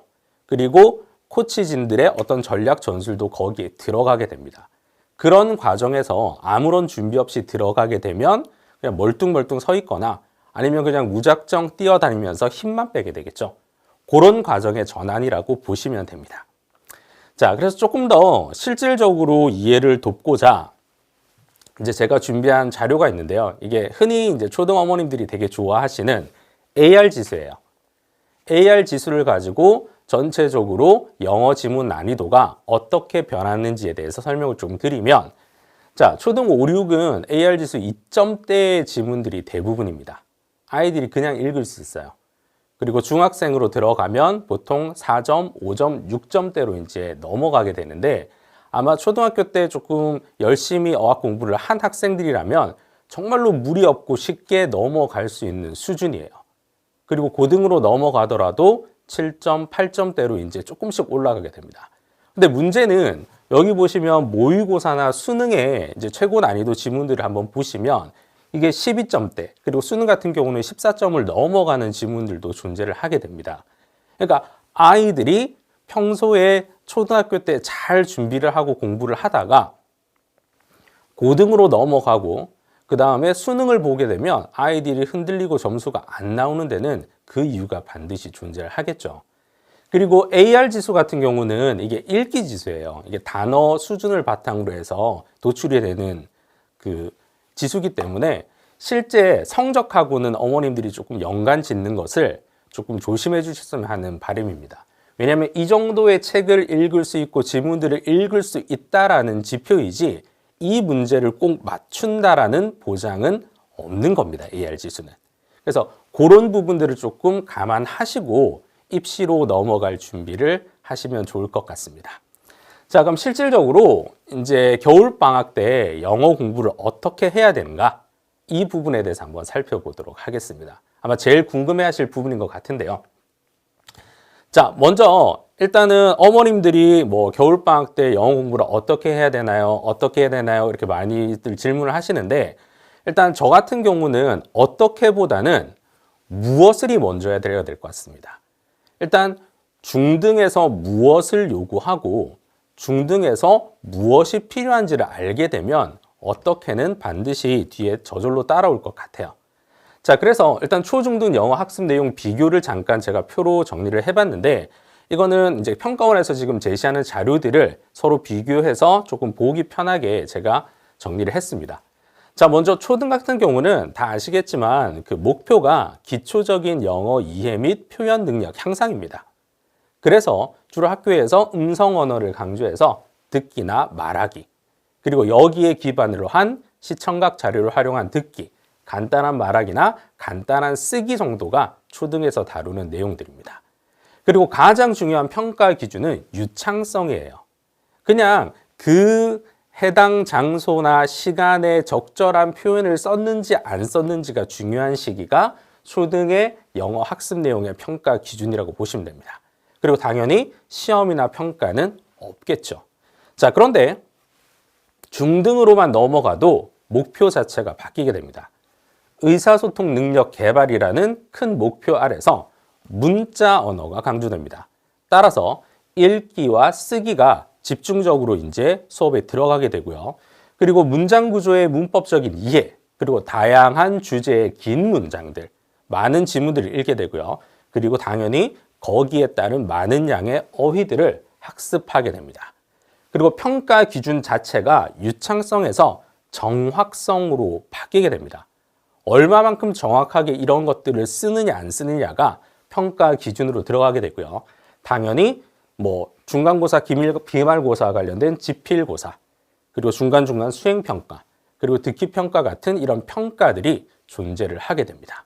자, 그런데 중등 같은 경우에 이런 그 목표 아래에서 보시면 공통적인 키워드들이 존재를 해요. 자, 한번 살펴보도록 하면 문자 언어 강조입니다. 그리고 문법적인 이해, 그리고 정확성, 평가 기준이 정확성이에요. 근데 중등 평가 기준의 정확성의 요소를 한번 까보시면 어떤 내용이 들어있냐면 문법상의 오류를 확인하여 오류가 얼마만큼 있는지 없는지를 가지고 점수를 매기게 됩니다. 그러면 공통적으로 가장 중요한 게 어떤 문자적인 문법적인 부분이 정말로 중요하다라고 보시면 됩니다. 자, 그러면 지금 공통적으로 지금 평가하는 요소들이 계속해서 어디로 모이고 있냐면 문법으로 모이고 있어요. 그럼 겨울방학 때 뭐 다른 과목이나 영어의 다른 영역도 준비를 많이 하시겠지만 일단 초등에서 중등으로 넘어가는 학생들 혹은 중등에서 다른 학년 또는 중등에서 고등으로 넘어갈 때 반드시 필수적으로 해야 될 부분이 문법이겠죠. 그래서 문법이 왜 중요한지 그리고 무엇을 공부해야 될지에 대해서 한번 살펴보도록 하겠습니다. 자, 일단 내신에서 문법의 중요성은 뭐 제가 따로 말씀을 안 드려도 어머님들이 더 잘 알고 계실 거라고 생각을 합니다. 이제 저도 일단 전체적으로 내신 시험지 분석을 한번 해봤을 때 공통적으로 나타나는 요소가 뭐냐 하면 전국에 평균 30% 이상의 시험지에서 문법 요소를 따지는 문제들이 출제가 됩니다. 그리고 학군지에서는 보통 40%, 50% 이상의 이런 문법 시험 문제들이 출제를 하게 되는데 이거는 당연할 수밖에 없습니다. 아까 AR지수 비교한 거 보여드렸듯이 고등학교 교과서 수준으로는 아이들의 수준을 정확하게 평가하기가 어렵습니다. 되게 쉬워요. 그럼 학교 입장에서는 아이들의 등급을 나눠야 되고요. 그리고 만점도 방지해야 되는 이런 요소들이 있습니다. 따라서 그런 부분들을 다룰 수 있고 막을 수 있는 부분들이 전부 다 문법적인 요소로 출제가 된다라고 보시면 됩니다. 그리고 가장 아이들이 어려워하고 많이 틀리는 요소들, 그 유형들을 보면 문법상 옳지 않은 것을 모두 고르시오. 또는 옳은 것을 모두 고르시오. 또는 주어진 조건에 맞게 영작하시오. 이런 부분들이 아이들의 점수를 깎아먹는 유형들이라고 보시면 됩니다. 전부 다 문법과 관련된 부분이겠죠. 그럼 일단 영어 회화 능력이나 이런 걸 다 떠나서 입시에서 점수, 특히 내신에서 점수를 잘 받기 위해서는 반드시 필요한 요소가 뭐다? 문법이라고 보시면 됩니다. 자, 그래서 일단 내신 문법에서 어떤 부분들이 다뤄지고 어떤 부분들을 앞으로 준비해야 되는지 한번 살펴보면 첫 번째, 각 문법 요소 용법 그 자체가 출제가 됩니다. 해당되는 문법을 제대로 문장에서 썼는지 안 썼는지 또는 단순한 개념적인 이해를 이 학생이 하고 있는지 없는지에 대한 내용이 출제가 되고요. 그 다음 두 번째는 주관식 및 서술형. 앞으로도 강화될 거지만 지금도 역시 주관식 서술형은 여전히 20%, 30%가 또 출제되고 있습니다. 전체 비중에서. 자, 이런 부분에서 어법상 틀린 것을 기호를 쓰고 바르게 고쳐 쓰시오. 또는 간단한 문장을 영작하시오. 이런 부분들이 반드시 존재를 하기 때문에 문법적인 개념 또는 문법적인 연습이 없이 내신에서 좋은 성적을 바라기는 어려운 상황이겠죠. 자, 그리고 마지막으로 세 번째가 이게 되게 중요하고 앞으로도 조금 이슈가 될 부분인데 현수행 평가 및 향후 논술, 그 다음에 서술형 강화가 확대 추진이 지금 되고 있습니다. 앞에서 펜타킬 선생님께서도 말씀을 하셨듯이 이게 앞으로 서술형이나 논술 지필고사가 점점 확대가 될 예정이고요. 확정은 아니고요. 그리고 100%까지 내신을 지필평가를 서술형으로 바꾸겠다 이런 얘기까지 나오고 있는데 일단 그런 그런 그 정책적인 부분을 떠나서 실제로 수행평가와 논술에서 어떤 식으로 출제가 되고 있는지 요소들을 따져보시면 앞으로 어떻게 준비를 해야 될지를 정확하게 아실 수 있습니다. 자, 모 학교의 그 수행평가, 그 지필평가에 대한 기준인데요. 한번 읽어보도록 할게요. 2학년 1학기 논술형 1차 수행평가 공지. 자, 1번에 보면 접속사 that, 접속사 if, 뭐 용법, 동사의 쓰임에 대한 문법 시험이라고 규정을 해놓고 있어요. 그리고 두 번째가 뭐 급식실에 대한 자신의 의견을 써라 이렇게 돼 있어요. 근데 당연히 조건에 살펴보시면 접속사 that을 목적어로 활용한 문장이 포함되는가? 자, 뭐 if절을 문법에 맞게 활용했는가? 또는 용법을 활용한 문장이 들어갔는가? 또는 오형식 문장이 들어갔는가에 대한 조건들이 전부 다 뭐다? 문법적인 요소라고 보시면 됩니다. 그래서 밑에서 한번 보시면 모두 포함하여서 한 번 이상은 사용해서 최소 10문장으로 써라 돼 있는데 사실은 본인의 의견을 쓰는 거지만 모든 평가와 기준, 점수는 무엇으로? 문법적인 요소로 체크가 되게 됩니다. 사실은 이게 여러 학생들을 체크하다 보니까 어떤 채점의 기준이라든지 공정성을 따지고 보면 그리고 앞으로 돌아가서 중등에서 원하는 그 최종적인 평가 요소가 정확성이란 걸 따지고 보면 문법적인 기준으로 이게 갈 수밖에 없게 되겠죠. 그래서 이런 부분들을 조금 더 감안하셔서 뭐 서술형이나 또는 문법에 대한 대비를 조금 더 해주시면 좋을 것 같습니다. 자, 그리고 독해, 앞으로 이제 수능과 관련해서도 지금 이야기들이 되게 많은데, 그러니까 문법적인 부분에서 내신에서 끝나느냐? 그건 또 아닙니다. 일단 문법적인 중요성이 왜 독해에서도 중요하냐면, 첫 번째, 문장 요소의 분석. 이제 보통 이렇게 내신 대비 교재들이라든지 어머님들 아이들이 이렇게 독해할 때 보면 뭐 주어 동사 나누고 이런 것들 많이 보셨죠. 그런 부분에 대한 기본적인 문장 요소의 분석을 문법적인 개념으로 할 수가 있고요. 이런 문장적인 요소의 분석이 이루어져야지 당연히 문장 단위의 해석이 정확하게 되게 됩니다. 해석을 정확하게 해야지 이제는 큰 지문 전체 단위에서의 분석도 가능하고요. 그 다음에 이해, 전반적인 지문에서 원하는 주제겠죠.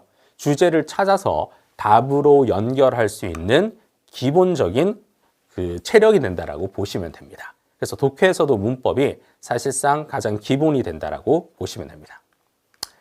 자, 그래서 일단 겨울방학 때 문법을 공부하는 방법에 대해서 이제 잠깐 설명을 드리면 첫 번째, 용어 및 개념 정리, 그리고 이거에 대한 이해가 정말로 필요합니다. 이건 이제 문법을 처음 접하는 학생들에게 조금 추천드리는 방법이기도 한데요. 일단 문법에는 용어들이 많이 존재를 합니다. 뭐 부정사, 가정법, 이것처럼 한자로 된 용법들이 되게 많습니다. 그래서 아이들이 되게 어려워하는데 이게 어려워도 알아야 돼요. 그리고 네이버라든지 또는 뭐 시중에 이렇게 영상들을 보면 이런 문법 용어들을 조금 쉽게 풀이해서 설명해 놓은 것들이 되게 많습니다. 그런 것들을 통해서 문법적인 용어의 정의부터 정확하게 정리를 해 두시면 거의 나중에 이해하는데 50% 이상은 얘네들이 먹고 들어가게 됩니다. 그리고 정리를 하실 때 그냥 보고 정리를 끝나는 게 아니라 학생들이 직접 손으로 자신의 언어로 조금 필기를 하면서 정리를 하는 것이 정말로 나중에 도움이 됩니다. 그래서 용어 정리, 개념 정리부터 조금 해 두셨으면 하는 바람이 있고요. 그리고 두 번째, 문법 정리를 기왕 하실 거면 좀 점 범위와 관련해서 정리를 하시는 게 정말로 나중에 도움이 됩니다. 보통 방학 때 특강 같은 경우를 보면 주요 문법들 위주로 하고 넘어가요. 그것만 해도 사실은 벅찬 부분이거든요. 방학 동안 끝내려면. 그래도 조금 겨울방학 긴 시간들을 활용을 해서 문법 정리를 하실 거면 전체적인 요소의 점 범위를 조금 무겁게 정리를 해 두시는 게 나중에 고등, 내신, 그 다음에 수능까지 가서 좀 더 유리하고 광범위하게 적용할 수 있게 됩니다. 자, 그 다음 세 번째, 실전 내신 유형 및 서술형 대비가 조금 철저하게 이루어져야 됩니다. 개념 정리가 되고 전체적인 범위가 어느 정도 정리가 된 학생들이라면 실전 내신 유형에 대비해서 조금 문제풀이 연습을 하셔야 돼요. 보통 보면 시중의 교과서나 시중의 그 문법 교재들을 풀었을 때는 점수가 잘 나오는데 왜 내신형 문제를 풀면 점수가 안 나오는지 모르겠다. 이런 부분과 같은 맥락인데요. 일단 기본적으로 시중에 나와 있는 개념서들은 개념에 치중을 해서 그 개념을 이해하는 문법 그 예문들이 많이 존재를 하게 됩니다. 하지만 교과서나 또는 실제 내신에 들어가 보게 되면 내신 유형에서는 조금 더 높고 수준이 있고 좀 학문적인 유형이나 또는 예문들이 많이 출제가 되게 됩니다. 그래서 거기에 맞춰서 내신 유형 그리고 서술형 아까 조건에 맞춰서 쓴 글쓰기라든지 그런 부분들을 조금 더 철저하게 준비를 해 두셔야 합니다. 그리고 마지막으로 반복 학습과 예문의 중요성인데 뭐 예문의 중요성은 아까 앞에 3번에서도 설명을 드렸듯이 그 실제 내신 유형과 교과서에서 좀 학문적인 아카데믹한 지문들에 대한 부분들은 난이도가 있기 때문에 그런 예문들을 통해서 좀 준비를 하시는 게 되게 중요하고요. 그리고 문법은 한 번 듣고 끝이 아닙니다. 이게 아이들이 한 번 들었다라고 해서 그 개념이 머리에 박히고 그게 바로바로 적용이 되지는 않습니다. 그렇기 때문에 전체적으로 정리를 한번 하시고 그리고 거기서 조금 부족한 요소들을 한 번 더 꼼꼼하게 정리를 하시고 그리고 학년별로 또 중요하게 생각하는 포인트의 문법들이 존재를 합니다. 그런 것들을 레벨업 하면서 계속해서 반복적으로 방학이나 또는 학기 중에 조금 시간적인 여력이 되실 때 조금씩 해 두시는 게 너무나도 중요합니다. 자, 지금 이제 겨울방학은 이제 입시로 전환하거나 아니면 다음 학년으로 진급하는 중요한 시기고요. 겨울방학을 잘 보내야지 다음 학년이 중요하다는 것은 우리 모두가 알 수 있습니다. 근데 지금 아마 초등에서 중등으로 넘어가시는 학부모님이시라면 아마 기존에 입시에서 어학으로 이제 처음 발을 들이시는 학부모님들이 되게 많으실 거예요. 아이들의 수준이 어느 정도인지 정확하게 체크가 안 됩니다.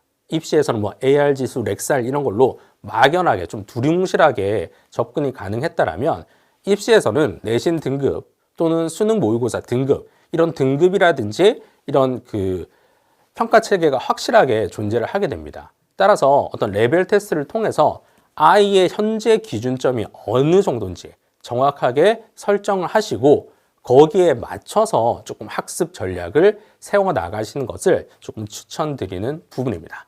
문법 같은 경우는 지금 뭐 오링 그 사이트에 들어가시면 무료로 테스트, 레벨 테스트를 진행하고 있는 걸로 알고 있습니다. 따라서 거기서 한번 레벨 테스트를 받아보시는 것도 조금 추천을 드리고요. 그리고 지금 겨울방학이 중요한 부분이고 지금 앞으로 나아가는 부분에서도 전환점이 되는 부분이기 때문에 좀 전략적인 부분에서 부모님들도 아이들과 함께 조금 세워나가시는 것을 추천드리고자 합니다. 자, 오늘 설명할 부분은 제가 간단하게 설명을 드렸고요. 시간 관계상 제가 간단하게 사전 질문하고 그 질문에 대한 답변하고 좀 공통적인 부분에 대한 답변을 드리고 이제 마무리 짓도록 하겠습니다. 일단 대부분 이제 문법 공부에 대한 질문인데 일단 초3 아이 겨울방학 문법 공부하는 방법에 대한 질문을 하셨는데 보통 문법 최적한 시기에 하고에 관련된 질문이기도 한데요. 보통 한 5학년, 6학년 때부터 시작을 해도 늦지 않습니다. 충분히 아이들이 어학적인 부분에서 실력을 끌어올리고 체력을 쌓을 수 있도록 조금 도와주시고 내버려 두시다가 한 5학년, 6학년으로 전환할 때 문법부터 시작을 하셔서 입시로 전환하시면 될 것 같습니다. 그래도 뭐 초3인데 꼭 시키고 싶다. 그러면 기본적으로 용어의 정리라든지 팔품사 위주로 문법은 정리해 주시면 나중에 문법적으로 전환을 하거나 읽기나 쓰기를 할 때 조금 더 많이 도움이 되는 부분입니다. 그리고 재밌는 질문이 하나 있는데요. 챗 GPT로 영어 공부 안 해도 된다는데 어떻게 설득을 해야 되나요? 조금 뭐 난감한 질문이긴 한데 사실은 저희 첫째가 맨날 이러거든요. 영어 좀 공부해라 그러면 뭐 GPT 있는데 영어 공부를 왜 하나요? 뭐 GPT에 물어보면 돼요. 이렇게 얘기를 하는데 그냥 제가 우리 아이한테 해주고 싶은 얘기는 뭐냐 하면 실제로 네가 위급한 상황에서 쓰러져서 도움을 요청하는데 GPT에다가 이거 어떻게 해야 되냐고 치고 있을래? 아니면 시험 공부를 그걸로 해서 시험 문제가 틀렸다. 그래서 GPT한테 이거 왜 틀렸어? 우리가 따질래? 이렇게 물어보면 아이들은 어느 정도 이해를 하더라고요. GPT는 어떻게 보면 학습에 있어서 도움이 되는 부분이지 실제로 얘가 모든 것을 책임져 주지 않습니다. 그리고 저희 팀에서도 사실은 지금 GPT 가지고 활용하는 법을 지금 많이 연구를 하고 있는데 실제로 뭐 문법적인 설명이나 이런 부분을 질문을 했을 때 오류가 많아요. 그리고 이거 너 틀렸잖아 하면 죄송합니다, 틀렸네요 이렇게 대답을 해요. 그러니까 GPT가 100% 정확하진 않다. 그리고 어머님들이 아이들이 이제 영어 문법 질문했을 때 GPT로 많이 물어보시고 저한테 다시 이게 맞는지 물어보시는 어머님들도 계시는데 100%다 맞지는 않아요. 어느 정도 이게 파인 튜닝이 돼야지 100% 맞게 되는 부분입니다. 전적으로 믿으실 필요는 없습니다. 자, 그 다음에 예비초 독해 공부. 독해 공부는 사실은 중요한 게 모든 학습에는 목표가 중요합니다. 아이가 내신을 위한 독해인지 아니면 수능을 위한 독해인지 목표를 먼저 정하시고 중등 교과서 위주로 독해 연습을 하시든지 아니면 아이의 수준에 맞는 그 수능 모의고사 이런 걸로 연습을 하시면 될 것 같습니다. 그리고 절대평가인 수능 영어가 1등급 받기가 쉬울 거라는 예상을 깨고 난이도가 어려워졌는데 어떻게 준비해야 되나요? 사실은 절대평가 영어 1등급 받기가 쉬울 거라는 예상은 그냥 저희끼리 한 거죠. 실제로 18년 때 그 절대평가가 시작된 이후에 절대평가의 난이도 기준은 바뀐 적이 지금까지 단 한 번도 없습니다. 난이도가 어려워지거나 쉬워졌던 적은 없어요. 출제자들이 거의 유사하게 출제를 합니다. 대신에 우리 아이들이 공부를 그만큼 안 하는 거예요. 절대평가라고 쉬울 거라고 해서 안 하고 다른 과목에 치여서 안 하고 하다 보니까 점수가 안 나올 수밖에 없습니다. 이게 현실입니다. 자, 그 다음 7, 보면, 보통 아이들이 이제 그 입시에서 넘어가기 전에 어학에서 뭐 AR 지수가 몇 점대이고 뭐 영어 읽는 데는 아무 지장이 없는데 왜 입시에 가면 재미가 없어지고 성적이 안 나요라는 이런 질문들이 되게 많은데 이거는 당연할 수밖에 없습니다. 어학에서는 전적으로 흥미와 재미 주고 감으로 해도 아무도 뭐라는 사람들이 없어요. 근데 입시의 영역으로 넘어오게 되면 그 감에 대한 근거로 답을 정확하게 찾아야 되고요. 대충 이거 보니까 답이 이건 것 같아. 이런 건 안 통합니다. 정확하게 이래서 이게 답이야. 이렇게 도출돼야지 영어도 마찬가지로 이게 점수를 얻게 되고 아이들이 이해를 하고 넘어가게 됩니다. 그런 부분에 있어서 어머님들이 어떤 문법부터 조금 정확하게 좀 다져두실 필요가 있다라고 생각을 합니다. 자, 그리고 시험을 위한 공부, 그리고 아까 얘기했듯이 소통을 위한 어떤 그 공부, 둘 중에 어느 것이 중요하다고 생각하는 질문이 있었는데 저는 둘 다 중요하다고 생각을 합니다. 대신에 중요한 게 뭐냐면 시기가 중요하겠죠. 아이가 초등학교 저학년이라면 그 시기에 중요한 것은 어학으로서 충분히 어떤 실력을 키울 수 있는 그런 공부들이 중요하겠고요. 그리고 입시로 넘어가서 이제 대학 진학을 위한 요 시기에는 당연히 입시를 위한 그리고 성적을 내고 정확하게 평가가 나올 수 있는 공부가 정말로 중요한 시기라고 생각을 합니다. 그리고 그게 또 지나고 나면 또 사회로 나가서 본인의 영역에 맞는 또 중요한 시기의 공부가 생기게 되겠죠. 사실은 이게 둘 다 중요한데 어느 시기에 무엇을 해야 되는지가 제가 생각하는 답이라고 생각합니다. 자, 시간이 조금 많이 지났는데 지금 뭐 다양한 질문들도 많이 올려주셨는데 또 세부적인 거는 제가 또 올려주시면 따로 시간 내서 답을 달아드리도록 하고요. 일단 겨울방학 정말 중요하니까 이 시기 놓치지 마시고 조금 효율적으로 접근하셔서 아이들에게 조금 더 그 입시와 관련해서 좀 더 편하게 접근할 수 있는 시간이 되었으면 합니다. 자, 점심 식사 맛있게 하시고 제가 또 다음 기회에 뵙도록 하겠습니다. 감사합니다.